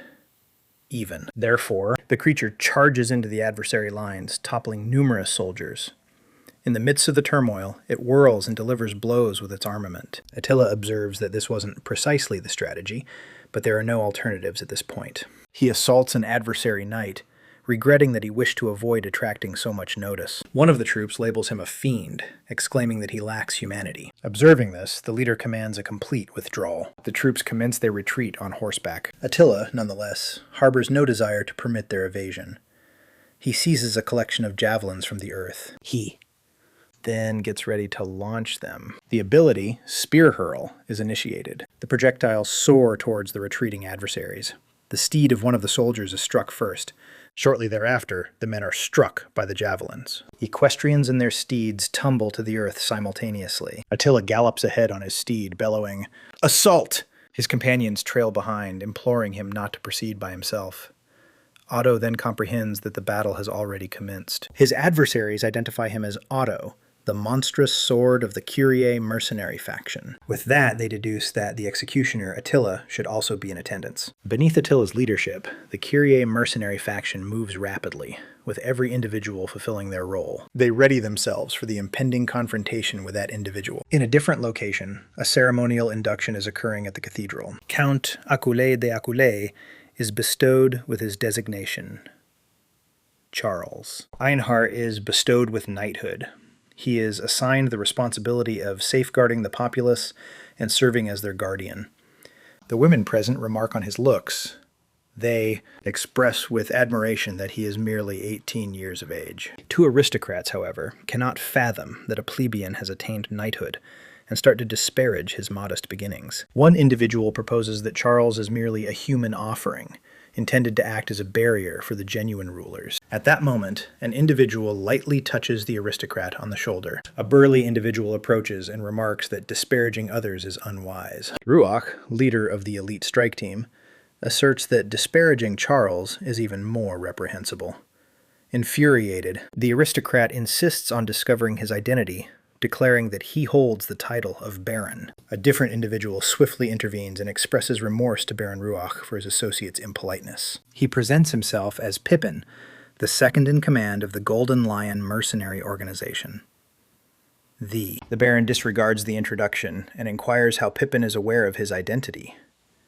Pippin serenely responds that all individuals present at the event have been recognized. Astonished, the aristocrat inquires whether they have truly committed to memory all 800 attendees. He subsequently infers that it must be a deception, characteristic of commoners. Pippin expresses regret for the interruption and prepares to depart. Nevertheless, the Baron halts him, inquiring whether plebeians are permitted to insult an aristocrat, and merely depart. With the utmost respect, Pippin clarifies that Ruach merely cautioned him against disrespecting Charles. He asserts that offending a knight without justification is unlawful. He subsequently asserts that the Baron himself will not escape retribution. The aristocrat labels him a bother and instructs him to depart. Pippin apologizes and makes his exit. Subsequently that evening, he halts as he strolls through the forest. observing. A bug alighted on his arm. He remarks on the astonishing swiftness of the being. Charles inquires about his thoughts, and Pippin responds that the event has concluded, and they will be departing for combat the following day. Charles recommends that he simply allow the idle imbeciles to speak. He asserts that he will dominate the nation and will not tolerate any disrespect towards himself or his allies. Pippin concurred, stating that it is a guarantee. Charles validates the dedication with a fist bump. Subsequently, Pippin notes that he has acquired information regarding a notably powerful mercenary in Gasconu. He indicates that the individual appears to possess authority akin to that of Charles Einhard himself. Charles wonders whether the hired gun is truly that formidable. Wearing a self-assured grin, he expresses his eagerness to encounter him on the front lines. Otto inquires of Attila whether he may observe the celestial prison. The youthful savage appears to be perplexed by the inquiry. Otto clarifies that it's due to Attila's impeccable understanding of the opposition's encampment and their military strength. Yet Attila refutes possessing any such skill. While his troops revel, Otto asserts that this signifies divine favor.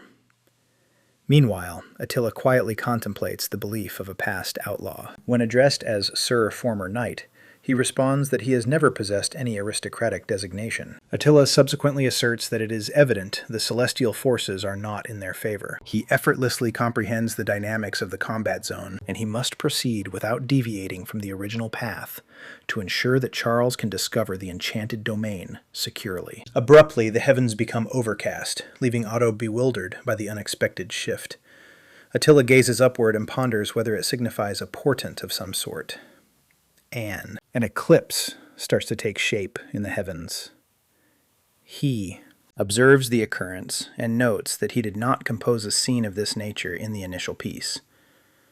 Rashid kneels and informs that the Golden Lion mercenary faction intends to split its forces in half within 5 days. Attila perceives that Charles has at last begun to make progress. He claims to comprehend and encourages Rashid to persist with the excellent effort. The Gascon army ought to have participated in the conflict, yet Bledo was vanquished. As a result, Gasconu's military power became entirely inadequate. Should circumstances persist in this manner, the conflict will conclude prior to Charles uncovering the enchanted domain. Attila beckons to Otto, who inquires if he requires any assistance. Reluctant to permit the narrative he crafted to become further twisted, he declares that they will assault the Golden Lion mercenary faction. Otto requests a brief pause, doubting whether he understood the objective accurately, and Attila verifies. The hired soldier cautions that whispers suggest the faction comprises more than 100 individuals.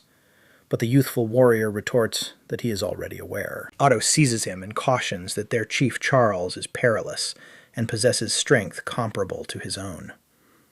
In reply, Attila merely inquires if he is not going to participate. Otto affirms that he will and is instructed to prepare. He contends that arrangements would require a minimum of 10 days to assemble armor, provisions, and arms. He additionally indicates that the mercenaries require further instruction. Nevertheless, Attila commands them to leave without delay. Perplexed, Otto inquires about the precise meaning of immediately. With a grin, Attila elucidates that the trio of former knights, accompanied by himself and Otto, will depart immediately. 5 days later, a conflict is erupting on the southern front. Pippin and his troops respond in astonishment to what they observe on the combat field. He asserts he was unaware of any information regarding this matter. A gentleman proclaims that the Black Wolf clan has come to bolster Gascogne as they progress over the defeated knights. Pippin readies his remaining troops to confront the encroaching fighters. One of the marauders launches an assault and takes down a knight. The same combatant then advances and overpowers yet another soldier. Upon the conclusion of the altercation, Pippin and his companions are sprawled on the earth. Subsequently, within the marquee of the Golden Lion Mercenary Battalion's encampment, Charles notifies his troops that the Black Wolf clan emerged on the southern front today. A knight inquires whether that warrior faction has indeed formed an alliance with Gascogne. He affirms, clarifying that they are swiftly broadening their reach with intense drive. Nonetheless, Charles perceives this as a chance to attain military recognition. He subsequently declares that the inaugural unit's objective has shifted and commands prompt deployment to the front line. His team, comprising Pippin and Ruach, reacts swiftly to the command. Pippin announces that the primary team is prepared to leave. Charles expresses his gratitude and departs, assigning the second unit to his authority. He subsequently faces his troops and commands the initial division to move forward. Prior to departing, he implores Pippin not to perish. He responds by avoiding discussion of events that are unlikely to occur. Ruach arrives and expresses that fretting over Pippin is unwarranted. Charles subsequently instructs Ruach to ensure his own safety as well, to which he responds that he relies on his commander. With resolve, Charles proclaims they will attain prominence and ascend in this nation. His. Individuals, including Pippin and Ruach, demonstrate prompt backing. 4 silhouettes depart into the shadows. Pippin addresses his troops and commands them to embark on a quest for the enemy leaders' heads. As they get ready to depart, he observes a swift motion. Attila springs from the woodland towards a pair of knights. Wielding his firearm, he proclaims that he has at last located them. Pippin swiftly maneuvers to thwart Attila's strike. The moment shifts back to 5 days prior amidst the eclipse. Otto wonders if it's truly feasible to assault the Golden Lion in merely 5 nights. Attila, however, merely urges him to expedite his preparations. As he hones his weapon, he clarifies that the sole method to alter the trajectory of the conflict is to diminish the Golden Lion's military power. He states that this is their sole opportunity, exploiting Charles's lack of presence. In the present moment, Attila's unexpected assault strikes Pippin. The deputy captain is propelled backward by the strength of the collision. Attila subsequently advises him to simply conduct himself appropriately. The warriors of the second unit promptly encircle him. Concealed within the foliage, Otto and his companions become anxious and propose taking action. He halts them, asserting that the strategy would be compromised if they vacated their posts, leaving the others bewildered. Otto subsequently elucidates that the approach is to observe Attila conquer the adversary troops single-handedly. Attila remarks that the initial strategy was merely to assault Pippin and then withdraw. Nevertheless, he understands that the circumstances will not be quite that straightforward. Warriors progress towards him, and he readies himself for battle. Attila vaults and twirls his armament through the atmosphere. In one fluid gesture, he assails multiple knights simultaneously. 3 of them assault the location where he had been only moments earlier. Pippin observes the motion and alerts about the impending strike from above. Attila steadies himself and presents a forceful impact with the earth. The collision triggers a colossal eruption of soil. The shockwave radiates across the whole vicinity. From his concealed location, Otto remarks that everything unfolded precisely as intended. As the debris starts to calm, the silhouettes of warriors are unveiled, soaring through the atmosphere. Pippin lies on the ground, his blade adjacent to him. Ruach positions himself at the forefront to safeguard him, and the deputy captain comprehends the seriousness of the circumstances. The captain of the assault unit proclaims his intention to safeguard him, as he vowed to Charles. Pippin vocalizes Ruach's name. He pivots and vows to safeguard him, just as he would shield the family he has come to cherish. Joyful recollections with his companions, and Charles raced through his thoughts. He asserts that family is something valuable to protect as he elevates his shield. Spirit readies for battle. He concentrates wholly on the impending conflict. Subsequently, he proclaims himself as the protector and confronts Attila. Attila commends him, stating he is remarkable. Ruach inquires if he is the individual referred to as the figure of the slaughter. The youthful savage responds that it appears he is beginning to merit that designation. He presents himself as Ruach, leader of the strike team. With determination, he proclaims that he will conquer him. Attila merely grins in reply. Ruach lunges ahead with a battle shout. He springs into the sky and readies his assault. Nonetheless, Attila responds, initially leaping in for a crippling strike. He descends, with his armament poised, confronting Ruach directly. The leader of the attack squad endeavors to respond to the collision. Pippin shouts his fellow's name. Ruach is cast aside, vanquished. Attila pivots and declares that this should suffice. Pippin identifies him as the perpetrator of the slaughter. He likens him to Charles in terms of strength. Nevertheless, he quickly comes to the realization that he possesses even greater power. Pippin realizes that Attila will pose a significant challenge for the Golden Lion. With that, he instructs his troops to create a protective barrier formation. The troops swiftly arrange themselves into formation around him. Attila observes that, as anticipated of Pippin, he possesses the ability to direct 100 warriors with a solitary command. The soldier spirit, which had been declining abruptly increases. The marksmen assume their stances and get ready to launch their assault. Subsequently, Pippin commands them to unleash their arrows. Pippin commands the troops to establish a barrier of shields. The troops consolidate in a protective arrangement, merging lances and barricades. From afar, Otto and his crew observe, contemplating the potential risks of that strategy. Attila swiftly identifies the arrangement as a phalanx. It's a tactic in which warriors interlace their shields and progress as a unified entity. However, straightforward, it enables all individuals to protect themselves simultaneously. It also facilitates synchronized assaults. This is the most efficient strategy against disorganized adversaries. Otto becomes alarmed, alerting that they are moving closer to them. Upon hearing this, the youthful warrior shouts for his comrades to elevate their shields as well. A display interface initiates the assistance ability, Tactical Awareness. Attila cautions that a deluge of projectiles is imminent. The phalanx warriors elevate their shields over their heads. The projectiles cascade upon the arrangement, impeded by the solid fortification. Attila gazes at the barrier of shields that entirely thwarted the assault. Otto is astonished to observe that, as anticipated, the missiles have indeed arrived. He then inquires about the nature of the bulkier, advancing projectiles. One of them strikes the surface and detonates with intensity. Bearing his troops on his shoulders, Attila dashes through the woodland, instructing them to hang on tight. He indicates that he has already diminished the Golden Lion's troops and wishes to withdraw. Nevertheless, with those archers present, there is no opportunity for an exit. He subsequently instructs his troops to dismount. They inquire, believing they are being forsaken. Attila refutes it, and merely throws them gently onto the floor. Subsequently, he pivots and declares that he will thwart them. Pippin commands his troops to prevent his escape and to fire in order to subdue him. A fresh barrage of arrows is launched towards him. Attila sprints straight towards the missiles. His soldiers observe the spectacle and exclaim in distress regarding the projectiles. He twirls his armament through the atmosphere, redirecting every projectile. The projectiles are swatted aside and propelled into the air. He subsequently proceeds to move forward, evading every strike while airborne. Pippin and the troops observe his progression in astonishment. The deputy captain ponders how an individual can evade 100 projectiles and persist onward. He ponders what type of being he is encountering. Attila merely grins as he prepares his armament.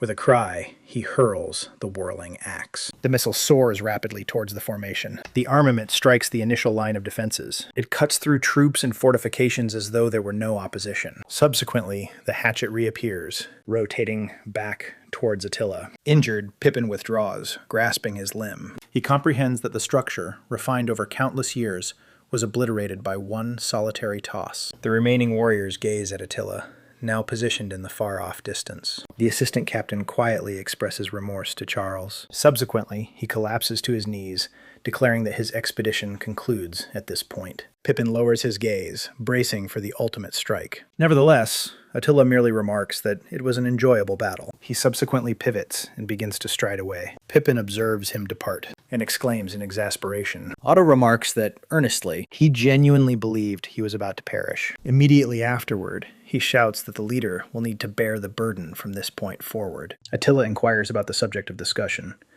He subsequently declares his intention to commence everyone's training from the very beginning. Astonishing the hired soldier, a bird soars in his direction and alights on his limb. With a bird perched on his shoulder, he receives a message and discovers it's from Rashid. Attila swiftly pivots his horse, abandoning his companions. Otto inquires about his destination. Without responding, he gallops at rapid pace through the woods. In other locations on the combat zone, Charles confronts Munzuk, who is on the verge of initiating a monumental conflict. The communication instructed to proceed without delay to the Guyenne area, as Charles was en route to Chief Munzuk's position. Attila ponders the reason for the Black Wolf clan's presence on the combat zone. He does not recall composing a passage akin to that in the initial narrative. A recollection emerges, depicting Munzuk lauding him as a son. Shortly thereafter, he remembers the tribal leader urging him to find more joy. Attila shouts as he persists in his gallop. He vows to rescue him regardless of the consequences and requests him to simply wait. The setting subsequently transitions to the encampment of the Black Wolf tribe. A brutal assault is in progress. splashing crimson on the earth. Charles Einhard strides toward a defeated combatant and insists that he respond. He subsequently inquires whether he is acquainted with a savage fighter brandishing a hefty axe. The individual asserts that he is unfamiliar with anyone matching that description. Charles pivots and remarks that it's unfortunate. Clutching his blade, the injured fighter urges him to pause. Then Charles inquires whether he truly just instructed him to wait. He proclaims that savages are adversaries of Aquitaine. His troops willingly concur. Charles goes on to mention that they executed an unexpected assault and eliminated numerous members of his unit. The men rally behind him once more with cheers. With his blade elevated, he asserts that he will spare not a solitary savage. A voice disrupts him, commanding him to pause. Charles pivots and remarks that he did not anticipate his arrival in this place. Subsequently, Chief Munzuk discloses himself in front of him. The mythical champion, referred to as the divine combatant, establishes himself for battle. Charles examines that an assault founded exclusively on power invariably necessitates planning. He thinks he has a favorable opportunity if he seizes the instant Munzuk elevates his axe. Nonetheless, the clan leader strikes him initially, propelling him through the air. Munzuk presses the assault with a formidable strike.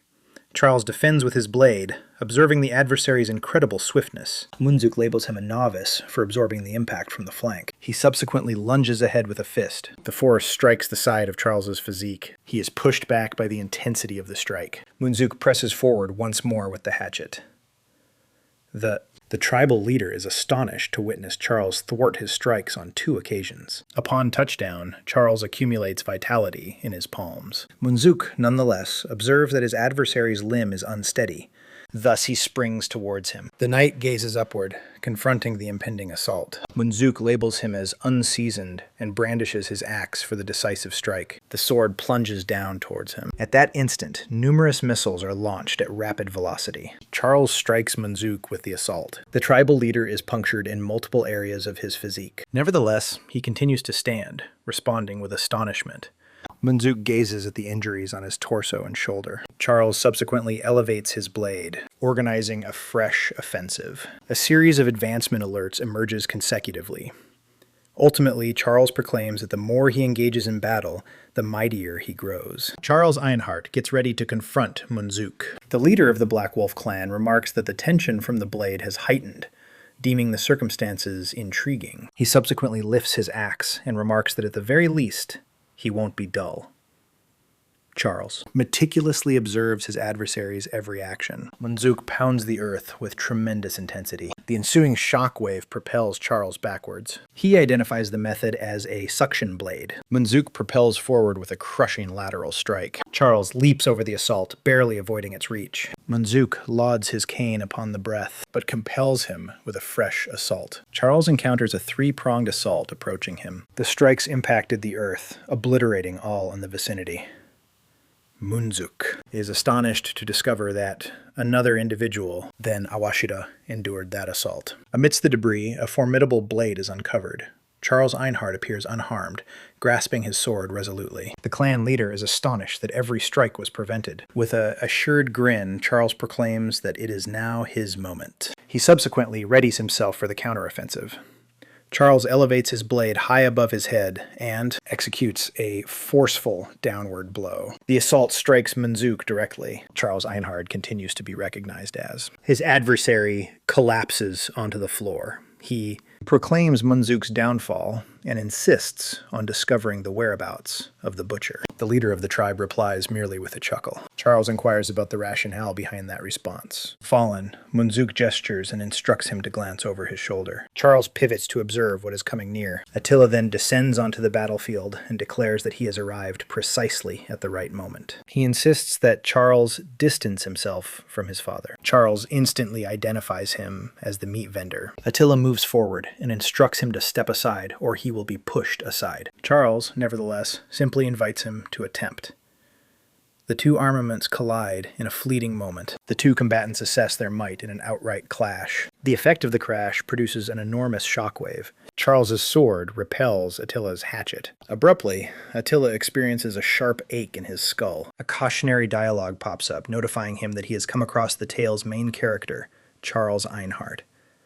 Shortly thereafter, the alert reveals the initiation of the Creator Safeguard Initiative. Attila is immobilized as the mechanism engages.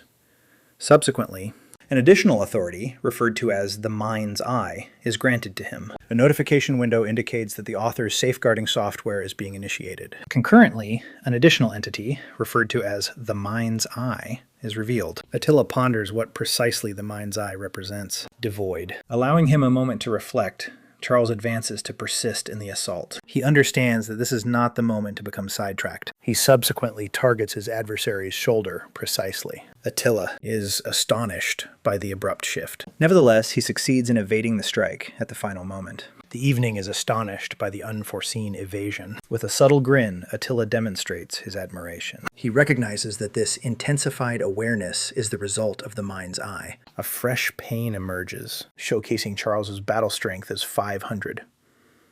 Attila observes that this figure is 100 points greater than in the initial narrative. Shortly thereafter, the number rises to 503.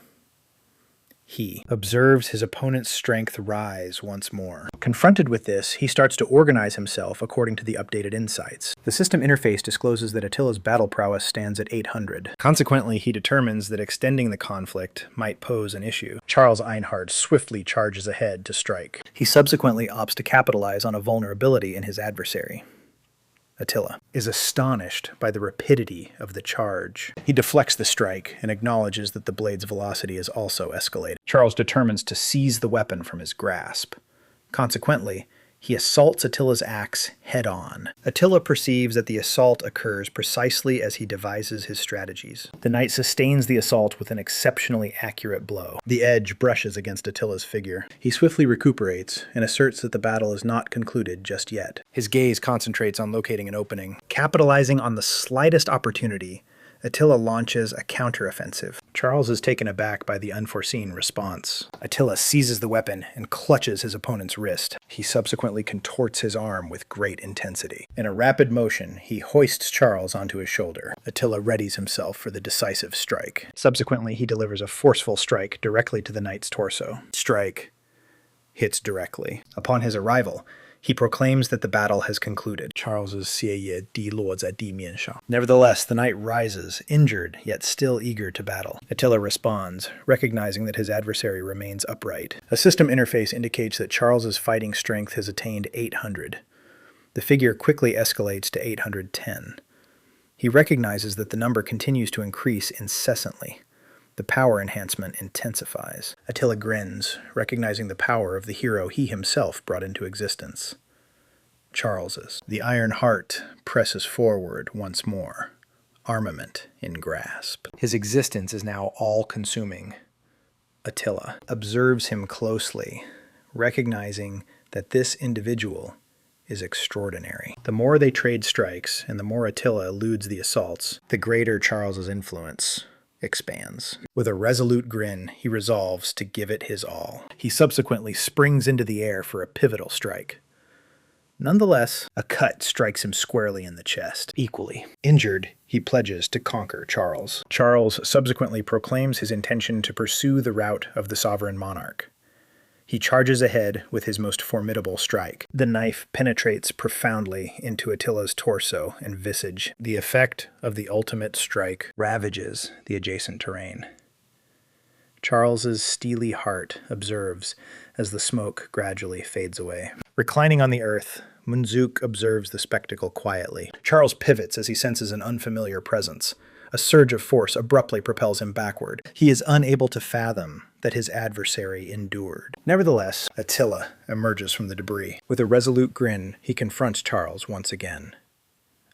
As soon as their gazes intersect, Attila cautions him that he is approaching. Charles's intuition shouts peril. Attila subsequently pounds his fist into the earth, elevating a cloud of dust and rubble. Taken aback by the movement, Charles gazes upward. Subsequently, Attila propels the knight's discarded sword in his direction. The armament strikes the terrain, resulting in a tremendous detonation. In the haze, Charles expresses his frustration that he is unable to perceive anything. Attila materializes behind him, poised to attack. The warrior whirls swiftly to protect himself. Attila strikes with a double-fisted sledgehammer impact.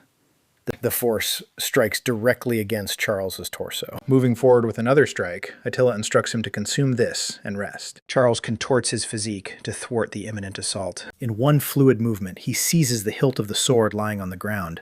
He promptly deflects Attila's punch. Attila responds, astonished by the unforeseen resistance. Grinning, Charles inquires if he has only just realized. A system interface displays that his offensive strength has ascended to 900, and Attila observes that it continues to ascend. Charles thrusts with his blade. However, Attila deflects the strike with his limbs. The offensive strength escalates to 901. Attila is repelled by the strength of the collision. The gauge persists in ascending, attaining 902. The two engage in a swift and vigorous series of strikes. Charles's influence expands relentlessly without any indication of halting. The warrior gallops forward, shouting for his adversary to perish. Attila is taken aback by the aggressive assault. Nonetheless, he tightens his hand into a fist, prepared to retaliate. Attila progresses with a strike, resolute to conclude the battle. The fist strikes squarely against the edge of Charles's blade. The force shatters the armament. With a yell, Attila harnesses his complete strength. The strike splinters the sword and propels Charles into the air. The blast from the assault immobilizes the combat zone. Charles Einhard collapses to the ground, unable to persist in the battle. Attila stands upright, breathing heavily following his triumph. The war zone grows quiet following the clash. He advances towards Munzuk and inquires whether his father is well. Munzuk assures him not to be concerned. Attila lifts him up and is met with a word of gratitude. The leader of the tribe remarks on how significantly he has developed during their brief separation. Perplexed by the comment, Attila pivots to confront him. Munzuk describes that his gaze exhibited a frenzy throughout the battle. He asserts that it reflected the expression of a fighter who masters warfare. Ultimately, he determines that his offspring has not faltered in his demanding regimen. Attila inquires about the strictness he refers to. He then recalls something, prompting Munzuk to inquire about the abrupt interruption. As they stroll away, Charles addresses him as Butcher and urges him to pause. Attila pivots to confront the vanquished knight. Charles requests to be put to an end, stating that compassion at this juncture would be futile. He inquires whether his rival will persist in becoming increasingly powerful. He subsequently urges him to elevate his strength further so they can engage in combat once more. Bathory observes the display and contemplates why Attila possesses such strength. She conjectures whether he could be a follower of a martial deity, such as Ares or Tyr. A gentleman emerges, remarking on her evident curiosity. The sorceress addresses him as Reberu. The sorcerer lifts his goblet and proclaims that Attila is an exceptionally intriguing fighter. Reberu presents her with a smobachi concoction, characterizing its aromatic and subtly briny taste. He remarks that the venom coursing through his mouth is unexpectedly invigorating. Bathory. Elizabeth refers to him as Lieber and remarks that he is genuinely quite intriguing. She then inquires whether he is not meddling a tad excessively. Reberu responds that merely observing from the periphery is tedious. He admits his yearning to fully inhabit the existence of a bird, and furthermore the presence of a redundant individual. Shortly thereafter, he expresses his desire to experience life as an arthropod. Bathory. Observations that his inquisitive nature is remarkably robust. However, she counsels him not to become overly immersed in pursuing insects like a youngster, and inadvertently cause their demise, squashing the being in his own grasp. Ribera simply responds that he is aware, shifting his gaze towards her. Subsequently, he discloses that it was merely a prank. Outdoors, the troops rejoice at the triumph of the Butcher over the Lion King, and that the Kiri mercenary group has vanquished the Golden Lion. The gossip that the Lion King was vanquished by the meat vendor circulates rapidly. Subsequently, the Kiri mercenary battalion persists in its progression, and the momentum of the conflict shifts in Gascony's advantage. Nevertheless, referencing the fatigue of both forces, a ceasefire is unexpectedly enacted. One of the hired guns can scarcely fathom that the faction was welcomed to the Duke's abode, deeming it all a fantasy. He rejoices, asserting that they will be commended for their martial triumphs, and that they are ascending rapidly in society. Attila remarks that this is undoubtedly an improvement compared to when they were pursued like criminals. The individual justifies his actions,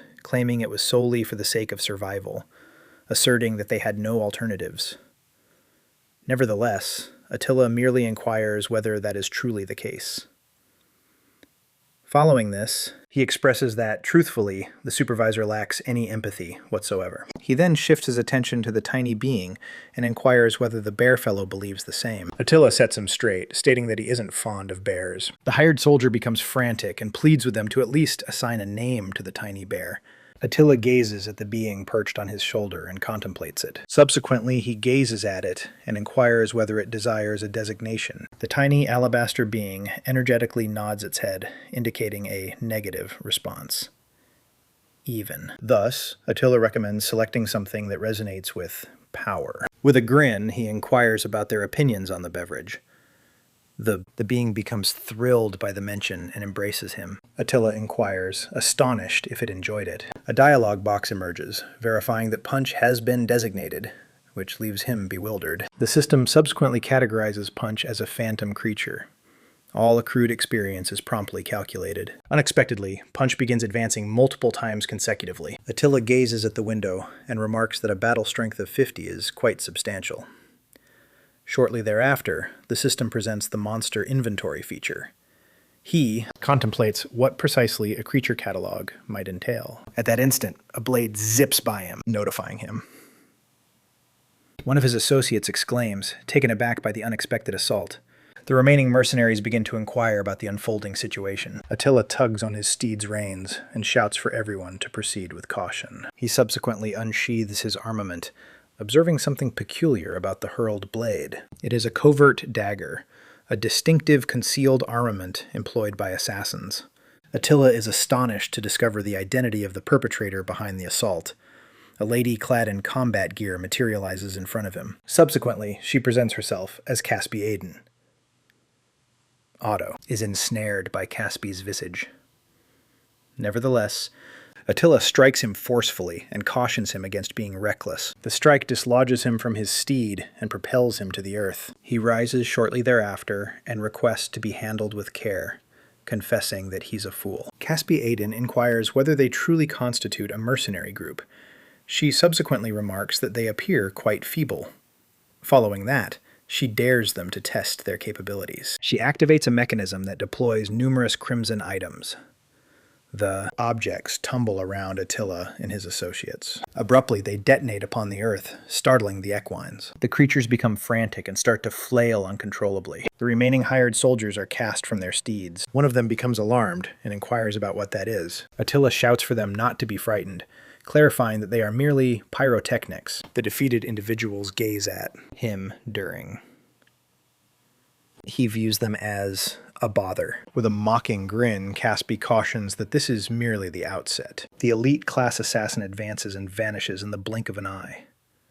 Attila is astonished to discover that she has entirely disappeared shortly thereafter. Subsequently, he comes to the grim realization that he is encircled by adversaries in the woods and bemoans the necessity of confronting this predicament. One of his associates is ensnared in a cord snare on the terrain. Attila spins around instantaneously, aware that the wagers have been initiated just above. The hired gun shouts, coming to the realization that Caspi is a genuine mastermind with snares.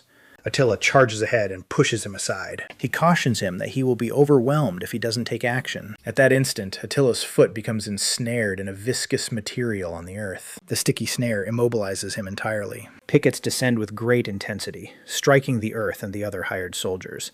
Attila shouts, labeling her a sorceress. He subsequently engages tactical surveillance, uncovering numerous hazards dispersed throughout the area. He perceives an astonishing multitude of them, as if they had chanced upon a serendipitous convergence of destiny. A silhouette swiftly glides among the foliage. The killer grins, pleased with the effectiveness of the ambush. Attila rises and proclaims that his feet will not become ensnared like that once more.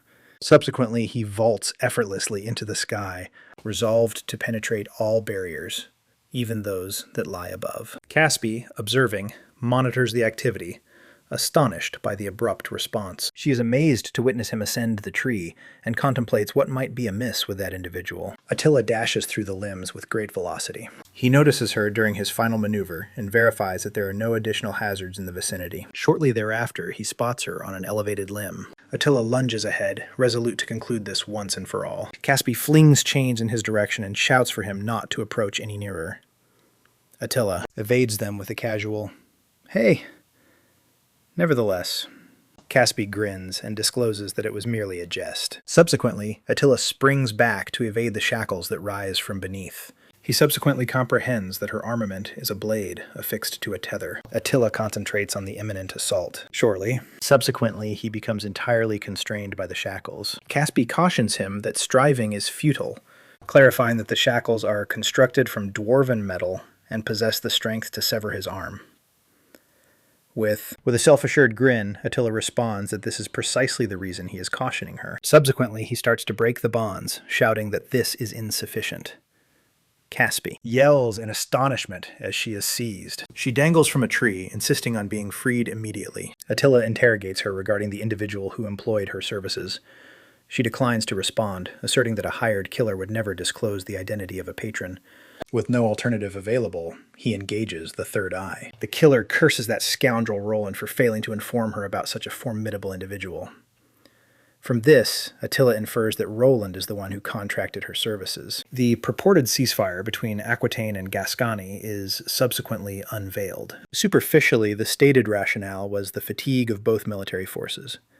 Nevertheless, the genuine cause is the intensifying succession conflict within Gascony. He considers it abhorrent that they continue to eliminate mercenaries on their own faction, reminiscent of the initial narrative. With a faint grin, he resolves to guarantee that Saxon ascends to the role of successor. Attila summons his troops to depart, and Caspi inquires about their destination. One of the hired guns bids farewell, referring to her as Kitty, as a raven observes from a neighboring limb. Attila and his warriors reach Duke Gascony's estate. One of the hired soldiers becomes exhilarated by the vastness of the location, proclaiming that Gascony is extraordinarily affluent. Attila straightforwardly instructs them to continue onward. They step into the opulent foyer of the estate. The party is awestruck by their surroundings. All are in awe of the exquisite furnishings and the plentiful cuisine. Otto, the fiend's blade, inquires if he may sample it, yet Attila advises him to behave himself. A gentleman strides over, greets them warmly, and expresses his gratitude for their presence. Attila and Otto pivot in astonishment to confront their host. He presents himself as Saxon Gascony, the younger son of the Gascony lineage. Otto identifies him as the patron who engaged their services, and expresses gratitude for all he has done. Saxon expresses gratitude towards the Curie mercenary group, highlighting that, due to their efforts, numerous warriors return safely. Males respond humbly, whereas Otto proposes to elaborate on their actions thoroughly. An additional individual arrives and recognizes them as the Curie Mercenary Battalion. It is Roland Gascany, the eldest offspring of the Gascony lineage. Saxon shouts to his sibling, Roland. He pivots and declares that he is astonished that such low-life scum as them would have the audacity to appear here.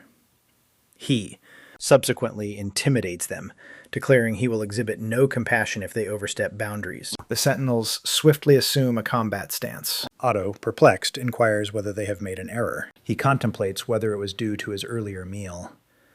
Attila responds, perhaps. Attila recognizes Roland as the individual accountable for the assassination attempt. He observes that, akin to the initial narrative, Roland remains conceited and brimming with hubris. Saxon interjects, inquiring whether such a demeanor isn't disrespectful to the veterans of the conflict. Roland instructs his sibling to be silent, and questions whether that is an appropriate manner to address his senior, alleging that he is already behaving like the heir apparent. Saxon responds that Roland is the individual acting unacceptably. The older sibling merely mutters in discontent and strolls off. Saxon faces the mercenaries again and expresses regret for the humiliating spectacle. He bids farewell and advises them to relish the reception without any concerns. Otto remarks on the competition between siblings, yet Attila inquires whether he can genuinely consume food in a scenario like this. Duke Gascony requests that all present elevate their goblets. The patriarch of the Gascony clan raises a glass to the magnificent future that lies ahead for them. The hired soldiers raise their glasses in unison, and Otto praises the excellence of the vintage. Attila takes a gulp and observes something peculiar. Abruptly, Duke Gascony begins to expel blood from his mouth. He crumples to the ground as the attendees cry out for his favor. Suddenly, the Duke begins to expel a significant amount of blood, grasping at his throat. He subsequently falls entirely onto the ground as everyone exclaims his designation. Frantic, his son dashes ahead and shouts, beckoning for his father. Hastening to assist, an individual crouches and assesses the Duke's state. With a startled visage, he exclaims to all that the Duke has perished. Upon receiving the announcement, every attendee in the venue is utterly astonished. A brief distance away, a youthful individual observes the whole ruckus with a grave expression. Shifting. Roland indicates the young man as the culprit responsible for it all. With great volume, he exclaims, alleging that Zaxxon has killed his father. Utterly astonished, Zaxxon refutes the allegation, asserting that he did not commit the act. Upon this, the estate sentinels advance and swiftly encircle the youth. Furious, Zaxxon shouts, inquiring of Roland the significance of all this. Pointing towards his troops, Roland charges him with introducing marauders into the estate. Denying the allegation, he asserts that he perceives the plan and that this is not the moment for dispute. Roland asserts, vociferating that he is untruthful and assaulted his progenitor to claim the title of successor. Indicating his associates, Roland exclaims that Zaxxon exploited them in his scheme. In the midst of the chaos, the other aristocrats observe the scene with fearful countenances. Remaining composed, Zaxxon confronts his accuser, acknowledging that he possesses the sole authority. Roland subsequently proclaims that should the assassination prove unsuccessful, the subsequent course of action will be execution. Evaluating the sentinels, Zaxxon realizes that he possesses greater strength than depicted in the narrative. Entirely. Encircled, he and his team observe the javelins aimed towards them. His troops subsequently get ready to retaliate, poised for battle. However, Zaxxon promptly exclaims, instructing them to refrain from intervening entirely. He cautions that should they launch an assault, there will be no opportunity for any clarification. Seeking an escape, he employs his extraordinary power, known as Mind's Eye. At that moment, an unforeseen system window materializes in front of him, displaying an error notification.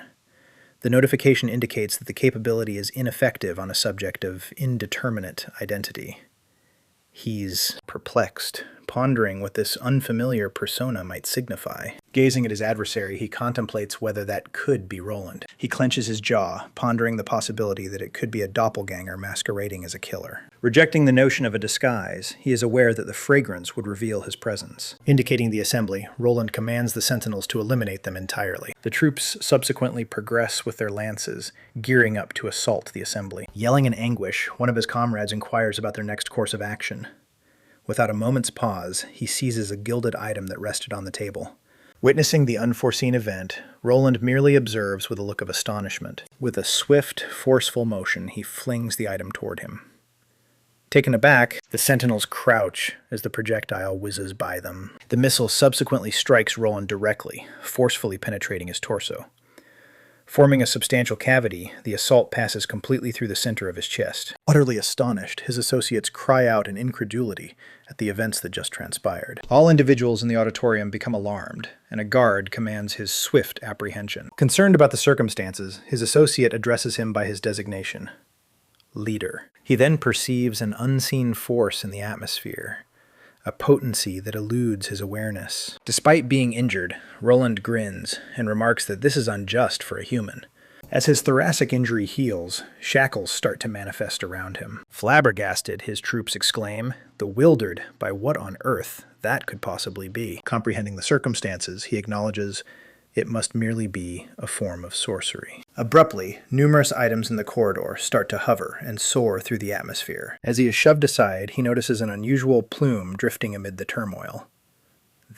A plume remains suspended in the midst of the chamber, entirely unscathed following the detonation. Transitioning to another setting, an enigmatic hand gently clasps a goblet of wine. He is disclosed as the sovereign of Delbel's Terrace, witnessing the strife. With a grin, he observes that the circumstance is becoming increasingly intriguing. Upon returning to the estate, an urgent task display manifests for the main character. He subsequently gazes at the alert, astonished by the sight unfolding before him.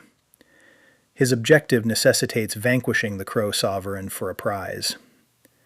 Approaching. From above, a colossal assault impacts the edifice's framework with tremendous intensity. Attempting to protect themselves from the blast wave, the ensemble withstands the effect. Before the assembly, a magician emerges, showcasing the entirety of his formidable might. The account elucidates that magicians are entities possessing abilities beyond human comprehension. It proceeds to state that they exist in a realm vastly elevated above humanity. Harnessing his strength, he assaults the assembly of individuals simultaneously. Dashing through the vicinity, one of the youths exclaims in astonishment at what he observes.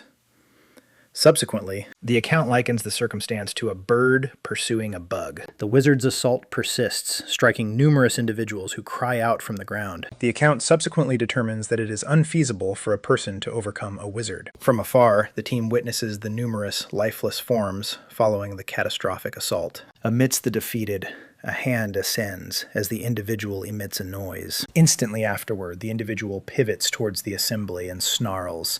Indicating forward, one of the associates exclaims about that entity that emerged. At this, numerous other individuals rise and gradually approach them. Noticing the advancing multitude, he exclaims that the predicament is dire. At that moment, the youth in the crimson scarf cautions that they are approaching with all their might. Guided by the wizard, the manipulated individuals sprint towards the assembly. As he is besieged by the multitude, the man cries out, requesting a barrier for defense. In an effort to halt the progress, the mercenaries create a barricade with their shield. Seizing the opportunity presented by the diversion, he swiftly strikes one of the subdued individuals. Immediately following the impact, he anchors his feet firmly to the earth, prepared for combat. As the battle intensifies, the whole team confronts the multitude directly. Observing the throng, he readies a formidable dual-handed assault. He questions whether it's unattainable, since he is unable to eliminate the troops. Struggling, the hired soldier informs his commander that there are far too many to restrain. He determines that there is no time to waste, and he must conquer Liebel by himself immediately. Observing it all, the mage grins and waves his hand. In an instant, he observes a phenomenon emerging on the surface beneath him. At that moment, enchanting circles materialize on the ground, encircling the whole assembly of mercenaries. Unexpectedly, the rings on the surface detonate with immense power. Taken aback, he cries out as he attempts to protect himself from the eruption. He comprehends that it is a blend of the troops' assaults and distant sorcery. Relentlessly, the wizard unleashes another spellbound assault toward them. Struck directly, he is pushed back without an opportunity to retaliate. Adjacent to him, a warrior is vanquished and calls out for assistance. Observing. As his soldiers fall, he contemplates his next course of action. Watching it all, the wizard merely mutters with a sense of arrogance. He then expresses that he is beginning to feel uninterested in the circumstances. As he readies a fresh assault, he inquires if it isn't the moment to conclude this. Witnessing the energy coalescing, one of the hired guns yells in utter fright. A colossal incantation materializes in the heavens, and he inquires about its nature. He merely gazes at the energy coalescing overhead, rendered motionless. The narration elucidates that this is the might of a mage. Subsequently, the account indicates he requires the Muhul blade for his protection. Anxious, he perceives the tiny being on his shoulder utter a noise. He subsequently shouts for his ally Punch to come indoors for his own safety. Immediately afterward, a system alert appears directly in front of him. Affirming the directive, the being replies and initiates the creature's inventory. He subsequently summons his associate Punch, readying himself for the confrontation. It is clarified that Punch is a protective creature capable of holding objects. Engaging. The arsenal. He calls out for his blade, the formidable Muhul. The tiny being gapes its mouth, poised to unleash the blade. Abruptly, the entity begins to gag, and he inquires about the issue. Suddenly, the beast expels the blade from its jaws. In a rapid motion, he ultimately brandishes his famed blade, Muhul. Witnessing the peculiar spectacle, the mercenaries are utterly immobilized by bewilderment. The wizard merely grins and inquires what that was intended to signify. At this moment, armed, he shouts at the wizard to cease his chatter. He cautions his adversary that his mirth will not endure for much longer. Upon concluding his remarks, he sprints at full velocity toward his adversary. Observing the assault, the mage grins and comments that it's rather impressive. He subsequently lifts his hand and starts to accumulate his own strength. With assurance, he proclaims that he will demonstrate the disparity in their caliber. From above, a colossal surge of energy descends upon the combat zone. Observing the approaching wave, one of the individuals alerts that the assault is imminent. The energy then rushes swiftly toward all individuals in the auditorium. Vaulting over the appendages, he readies for an airborne retaliatory strike. Gripping the blade with both hands, he readies a formidable strike. with an upward cut. He divides the colossal amount of energy into two parts. The strength of the collision propels the mercenaries away from the battle. Observing his assault fragment, the mage gazes intently at the fighter. Rebuffed by the blast, he fights to maintain his balance. He clarifies that this is not a commonplace blade, as it possesses celestial safeguarding. He subsequently discloses that his sword is, in fact, a weapon designed to counteract magic. Eagerly responding to this development, the mercenaries cry out the name of their commander. He wonders how his enchantment was shattered by a fighter devoid of any mystical abilities. He subsequently observes that the strength of the eastern clans is formidable. With a grin upon his visage, the magician remarks that this is all quite entertaining. He subsequently concocts a fresh incantation and inquires about his thoughts on it. Prepared to battle, the warrior summons his comrade's strike to progress alongside him. The wizard subsequently hurls multiple orbs of energy toward him. He protects himself with the blade, successfully parrying the approaching assaults. Astonished by the spectacle, the wizard commends his adversary's prowess. As he slices through the enchantment, he exclaims that it is painful, and the onslaught persists. It is subsequently clarified that to halt the enchantment, the ring must be obliterated. Discovering nothing in the vicinity, he understands that there is no enchanted circle. Perplexed, he ponders how this could occur without an expansive ring. From above, the magician inquires about what he seeks, stating that it's situated right there. Observing. At the enchantress, the fighter ultimately comprehends the circumstance. Without delay, he springs with significant power toward the foe in midair. With a forceful roar, he flings his blade with all his strength. Astonished, the wizard ponders whether he cast the blade merely to strike. It soars aloft. The blade targets precisely the pendant light suspended from the ceiling. Upon observing the objective, the magician comprehends the scheme and is utterly astonished. With a precise strike causes the sword to obliterate the grand chandelier. Descending from the ceiling, it penetrates the enchanted circle concealed within. Upon striking the ground, the blade generates a tremendous eruption of arcane energy. Frantic, he shouts, inquiring about the fate of his enchanted circle. He continuously exclaims that he is unable to conjure enchantment, and that everything has come to an end.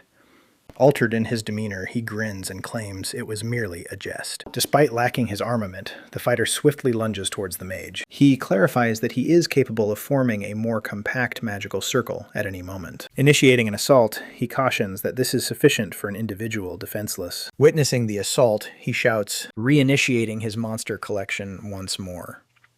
He then reaches out his hand, summoning once again for his blade, Moog Yule. However, on this occasion, the beast merely sinks its teeth into his arm with tremendous intensity. Devoid of the blade, he propels the beast itself towards the conjurer.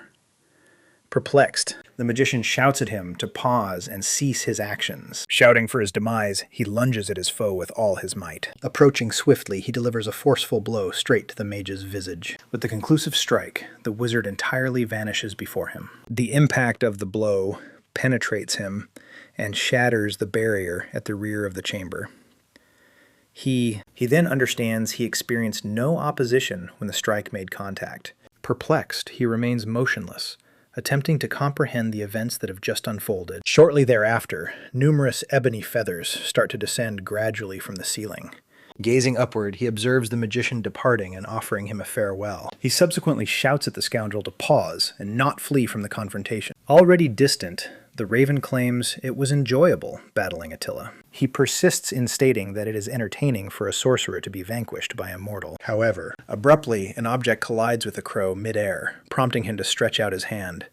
The fighter cautions that he will not permit him to flee. On the earth, the raven is pierced by a javelin that seemingly materializes from thin air. The lance subsequently starts to disintegrate the raven's form with its might. Upon witnessing this, he is astonished by the unforeseen twist of circumstances. As it faces obliteration, the crow emits a last cry of suffering and torment. As he faces his demise, the raven comprehends that the circumstances have become exceedingly dire for him.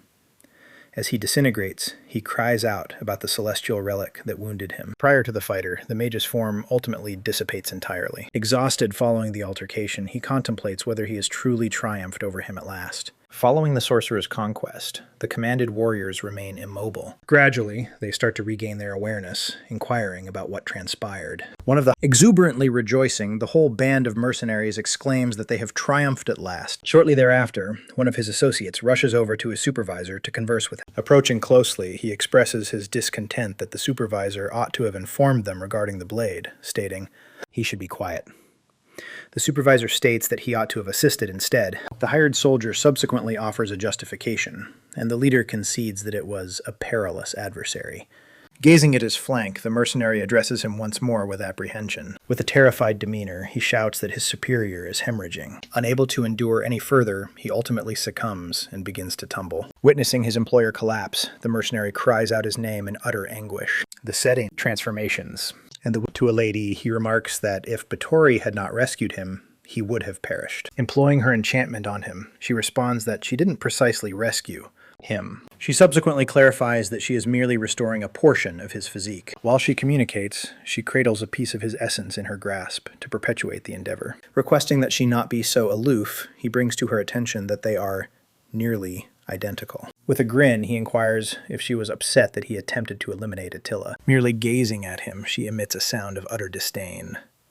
Refusing. She is furious, and she hears him assert that she is. She subsequently acknowledges that she is, yet expresses that she also feels immensely appreciative. Elucidating her reasoning, she states that Attila demonstrated his ability to master Mughal. Moreover, disclosing her scheme, she states that Attila will dominate the globe through extensive carnage. And she finishes by asserting that he is the warrior who will realize their aspiration. As he is affectionately licked on the face, he mutters in irritation while gradually rousing from slumber in bed. Exasperated. Due to the circumstances, he expresses his dissatisfaction with the odor and urges his companion to cease. Immediately afterward, he sits upright and furiously calls out Punch's name. Surveying the space, he contemplates where he might find himself. At that moment, a dialogue box appears before him, featuring a crucial alert. Recalling the brawl, he claims he lost consciousness immediately after vanquishing the crow. Subsequently, a fresh window emerges, notifying him that it will bestow his accolades. Perusing the details, he recognizes that he has acquired a party framework and an ability. Evaluating the newfound authority, he ponders whether the fighter's shout is powerful. Self-assured, he surmises that the ability he acquired will be the most formidable of all. In a moment of triumph, he proclaims his intention to conquer the crow. Yet the system alerts him that it remains alive. A recounting clarifies that it does not perish merely from having its head severed. He subsequently asserts that, as the creator, he possesses the most comprehensive understanding of that reality. Abruptly, a sound from beyond draws his attention to the bedroom entrance. Upon entering the chamber, the mercenary inquires in astonishment if the leader is already alert. He subsequently instructs his fellow associate to summon everyone at once. Noticing his distress, the supervisor inquires of Otto what transpired. Upon arriving shortly thereafter, the other contractors inquire about the boss's well-being. Rejoicing, they proclaim that the leader has returned from the dead, yet he asserts that he never perished. Thus, the genuine architect, Laurent, was ultimately apprehended for his betrayal. Saxon subsequently attained the title of the new Duke of the Gascony region. At the pub, the hired guns rejoice and clink glasses with their bounty. Raising a glass with his superior, he remarks that the battle has at long last concluded. Inquisitive, the hired gun inquires with the leader regarding his objectives for the forthcoming period. At that moment, Saxon enters the tavern and formally requests the presence of Lord Attila. He inquires whether his body is improving, stating that he is well. He expresses gratitude to Saxon for permitting him to recuperate. Saxon. He subsequently declares that he has delivered the items he had assured them. Upon glimpsing the treasure chest, he remarks that he has eagerly anticipated this moment. Perceiving it as unjust, a mercenary expresses dissatisfaction, asserting that the leader shouldn't claim everything for himself. Glancing at his comrades, he readies himself to provide a compelling retort. He's chortling at the circumstance. Saxon discloses that the trunk holds the title to the land. Perplexed by the disclosure, they inquire about which region he is referring to. He subsequently verifies that he will convey everything straight to Sir Otto. Incapable. To trust what he's listening to, Otto inquires whether the present is genuinely intended for him. Indicating his companion, he asserts that the domain now belongs entirely to him. Overwhelmingly thrilled, Otto inquires if he can regain his nobility. Soon after, they raise their glasses in celebration, exclaiming, Long live Lord Attila. Once the celebration concludes, the evening remains tranquil beyond the inn. The following day, he departs solitary on his steed towards the metropolis, listening. His associate mutters, stating he has no alternative at this point. He believes that henceforth he will battle adversaries using mystical abilities. He deduces that forsaking Otto and the others was the correct choice. With a solemn expression, he gets ready for the forthcoming expedition. After traveling for a short while, he pivots upon detecting a sound from the rear. Close behind him, Otto trails, calling out for him to pause. Astonished, he merely gazes as his companion swiftly nears along the trail. Mounted. With a grin, Otto continues to chuckle as he approaches nearer and nearer. Lifting his hand, Otto bellows at the top of his lungs that he is on his way. Reflecting on the past, he merely observes Otto advancing on his steed. Irritated, he inquires whether Otto is still inebriated from the previous night's celebration. Refuting the claim, Otto asserts that he would delegate all responsibilities to his subordinates during his time as a noble. He subsequently asserts with pride that his absence poses no issue. Growing impatient, he asserts that their agreement has ended, and he is no longer obligated to pursue him. Halting, Otto expresses that initially he detested his superior. Perplexed, based on what he perceives, he inquires about his recent statement.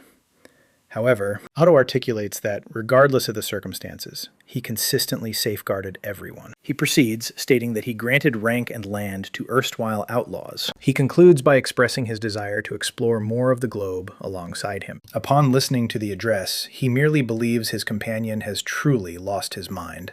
Subsequently, he observes Otto grasping an umbrella and inquires about its purpose. The diminutive being perched on his shoulder also ponders his actions. Weary of the circumstance, he merely exhales and resumes his trek along the path. Observing his companion continue, he declares that he is free to do as he pleases.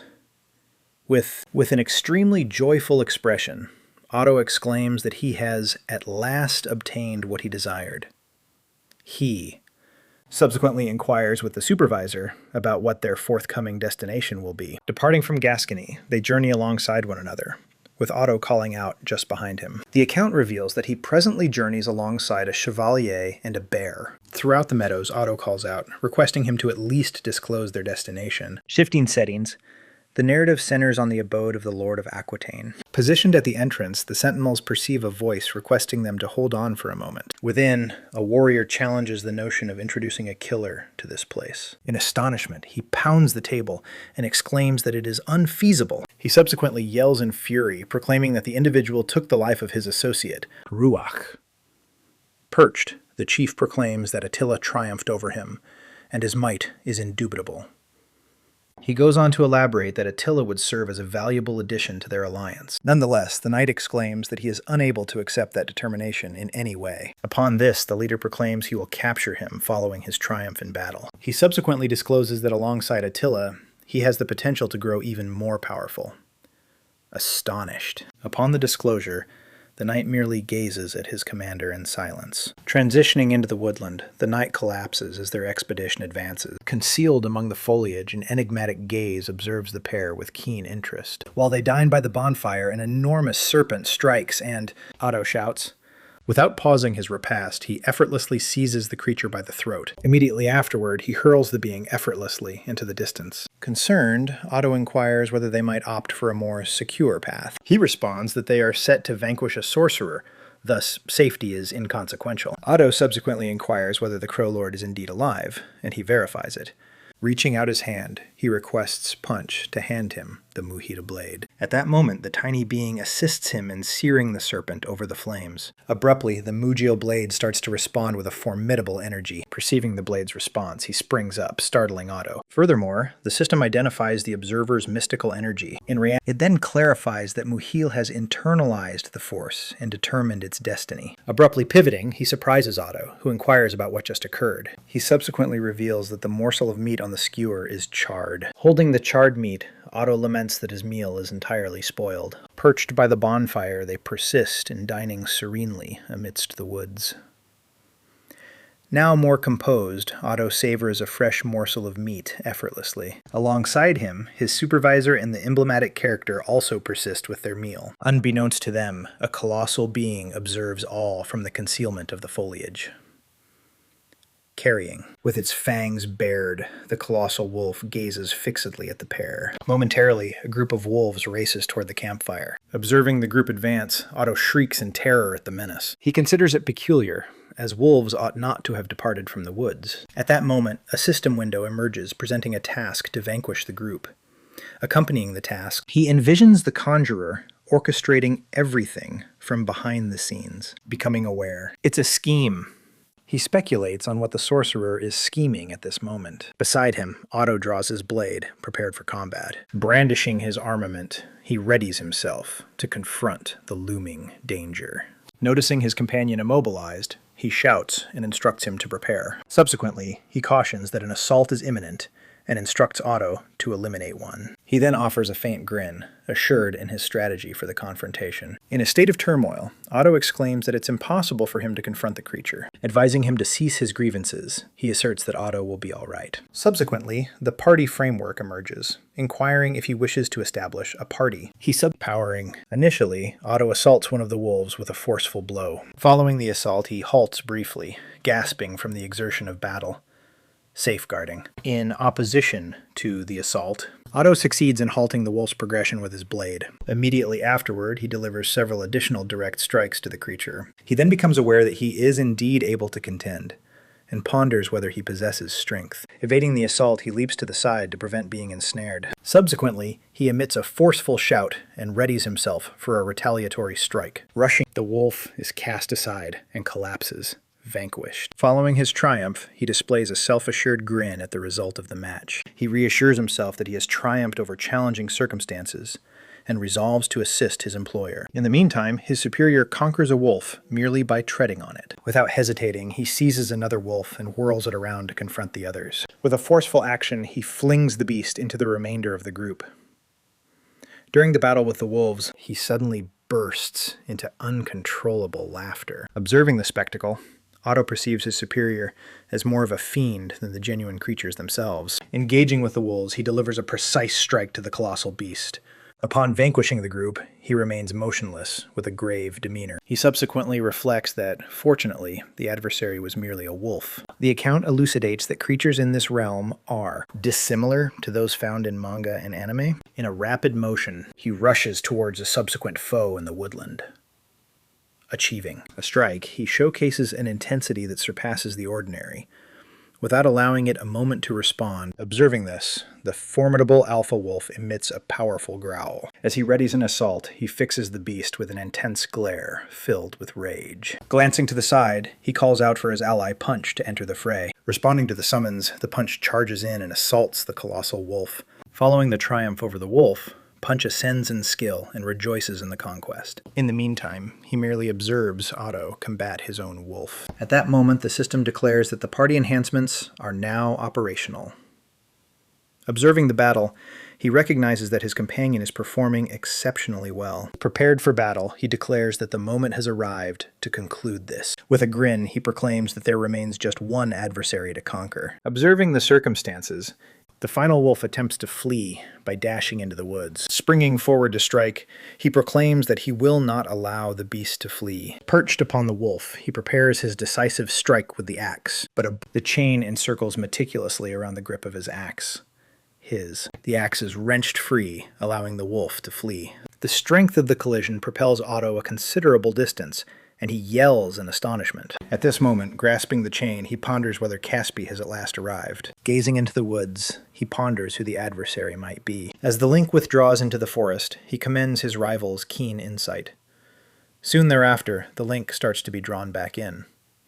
Swiftly, he coils the chain around his arm to prevent it from escaping. Emerging from the forest, a voice cautions that they will eliminate him without him ever discovering their identity. Grasping the link securely, he states that, regarding their designation, he discloses his prior knowledge, referring to him as Saba of the Chain Scythe. Emerging from the gloom, Saba is observed gripping his armament in the heart of the woodland. Concealed among the foliage, he fixes his gaze upon his objective with a stern demeanor. Grasping the chain, he remains motionless, anticipating the adversary's subsequent action. He subsequently recognizes him as Saba, one of the 7 elite killers. Abruptly, Saba rapidly launches another chain weapon towards him. The assault brings the axe down onto the earth, blade first. With a swift jab, he redirects the chain, heading towards him. Springing into the fray, Saba ultimately reveals himself from his concealment in the woods. Observing his response, Saba is astonished and is unable to comprehend what transpired. At that moment, the tiny being perched on his shoulder emits a piercing roar. Retrieving his firearm, he states it's acceptable to proceed. He subsequently instructs Punch to proceed and assist their ally Otto. Now solitary, he contemplates whether they ought to evaluate that additional aptitude as well. Balling his hand into a fist, he readies himself for the impending battle. With a strike to the earth, he releases a formidable surge of power.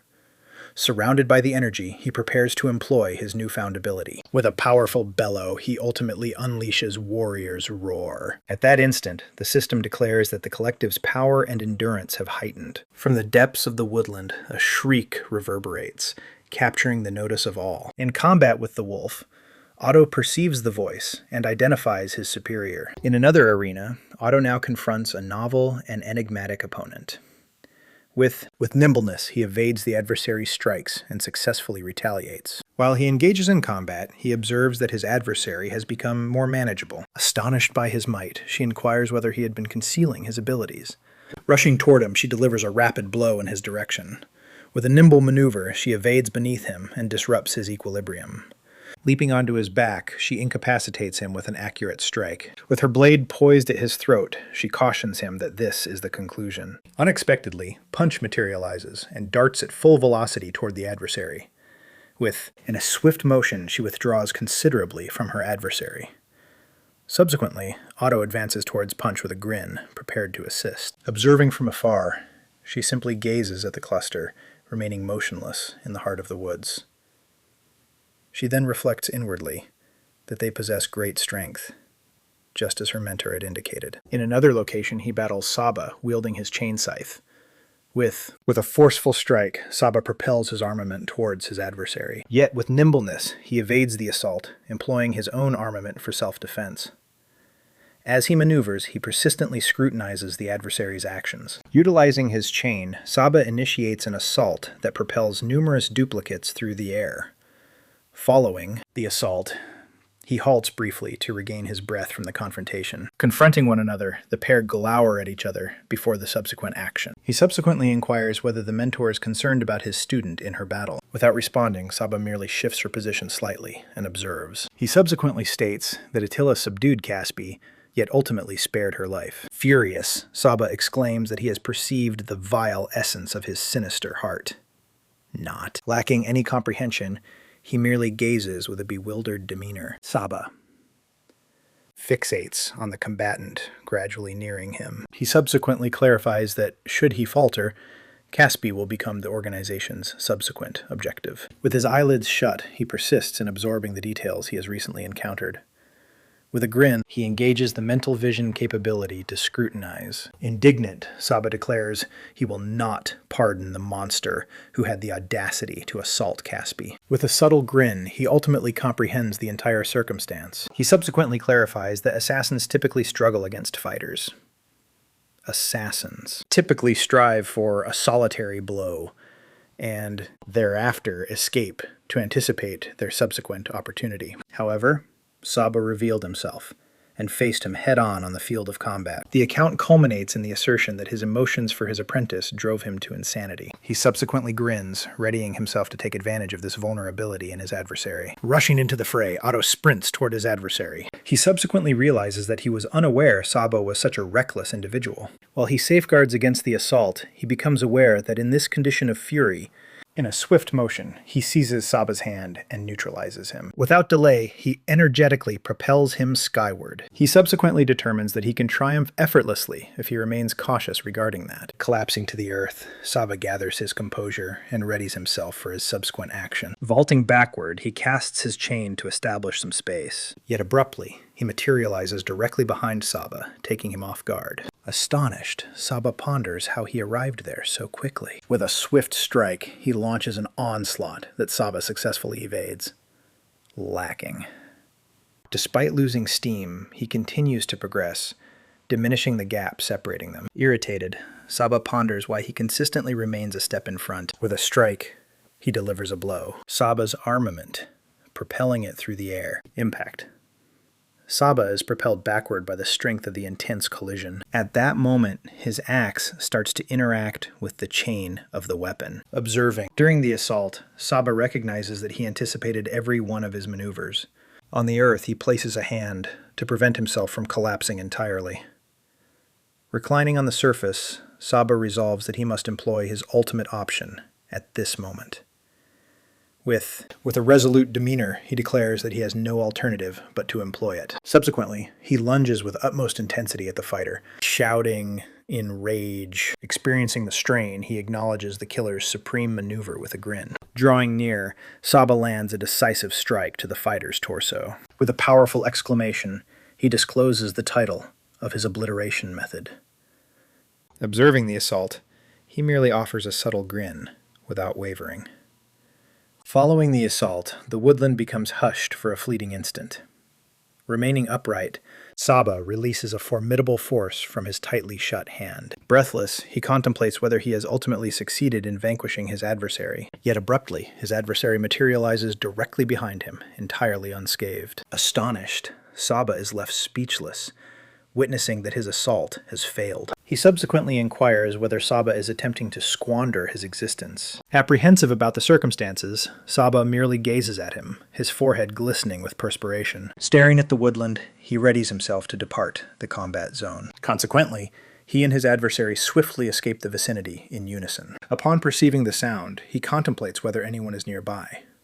Rising, he merely mutters and observes the woods carefully. Rewinding a little, Otto is battling both Caspi and Punch simultaneously. With a yell, Caspi lunges ahead, slashing multiple times with her blades. Retaliating vocally, Otto successfully fends off all the incoming assaults. Observing his power, Caspi ponders how events unfolded in this manner. During the altercation, Caspi perceives an unusual sound emanating from the woodland behind her. Spotting a gap, Otto shouts that this is the moment to strike. Springing in her direction, he strikes with a formidable slash of his blade. Irritated, she mutters under her breath as she struggles to fend off his unexpected assault. Abruptly, Saba materializes before her and absorbs the blow on her behalf. In a protective position, Otto scarcely succeeds in parrying Saba's assault. Observing the spectacle, Caspi is astonished by the recent occurrence. Rushing to her supervisor, she exclaims to him, concerned about his health. Lacking comprehension, she merely observes him with an astonished expression. Summoning her attention, Saba gets ready to deliver his concluding directives. She then indicates that for a period, she must accompany those individuals. With no alternative, Caspi reluctantly consents to his mentor's command. Observing his pupil, Saba maintains silence for a fleeting instant. Subsequently, he pivots and starts to meander slowly away from the vicinity. As he departs, Saba offers a parting gesture to his protege. Dissolving into the darkness, he instructs Caspi to endure all challenges. As she observed her mentor depart, she simply shouted his name, her expression brimming with concern. Abruptly, a beacon ignites amidst the shadows of the nocturnal woodland. Soon after, a band of warriors appears at the location, brandishing their torches. Observing the skirmish before them, one of the knights glances at his commander. With a grave demeanor, the crimson-haired knight verifies the details. On the terrain, numerous massive wolves rest entirely motionless. Gazing at the spectacle, the chief displays a contented grin. He subsequently inquires whether he truly vanquished all the wolves on his own. Irritated, he inquires how often he must reiterate his point. Furiously, the knight exclaims that he cannot comprehend such absurdity. He subsequently remarks with a grin that he is not obliged to accept it, if he prefers not to. Confronting one another, the pair gazes intently, filled with anticipation. From afar, a voice cries out, summoning its master amidst the woods. Navigating out of the woodland, Otto and Caspi dash toward Attila. Observing Otto alongside Caspi, he inquires why he is accompanied by her. From a distance, he merely observes the two of them gradually draw near. Irritated, Caspi exclaims that her name is Caspi, not that object. Indicating. With his blade drawn, the knight inquires about their identities and associations. He encounters the crimson-haired warrior who challenges him. Inquiring about his identity, Attila casts a scornful look in his direction. Upon that, the other knights exclaimed for him to recognize his position. He subsequently identifies Arno, the offspring of Margrave Heinrich Stephan. Advancing, Otto presents himself as the Baron of Beltron. The Chevaliers speculate whether he is the celebrated warrior Otto, yet one among them observes that he resembles a mere miscreant more than a hero. Arno subsequently states that if he is Otto, he must possess the insignia. indicating. With his blade in hand, he readies himself to face the assembly. He subsequently cautions that they will not evade the offense of masquerading as heroes. Rushing towards the assembly, a knight shouts for Lord Arno. As he approaches, he mentions that he possesses a significant document to present. He subsequently murmurs the details into Arno's ear, rendering him solemn. Upon receiving the report, Arno's demeanor shifts, and he grows concerned. Consequently, he alerts the team that the circumstance is a crisis. Confronting Otto, he insists that he demonstrate his power if it is truly him. From afar, Otto and Caspi observe the circumstance with grave countenances. Resting on his shoulder, the diminutive being scowls at all with immense fury. Brandishing his blade, he labels him a murderer and confronts him boldly.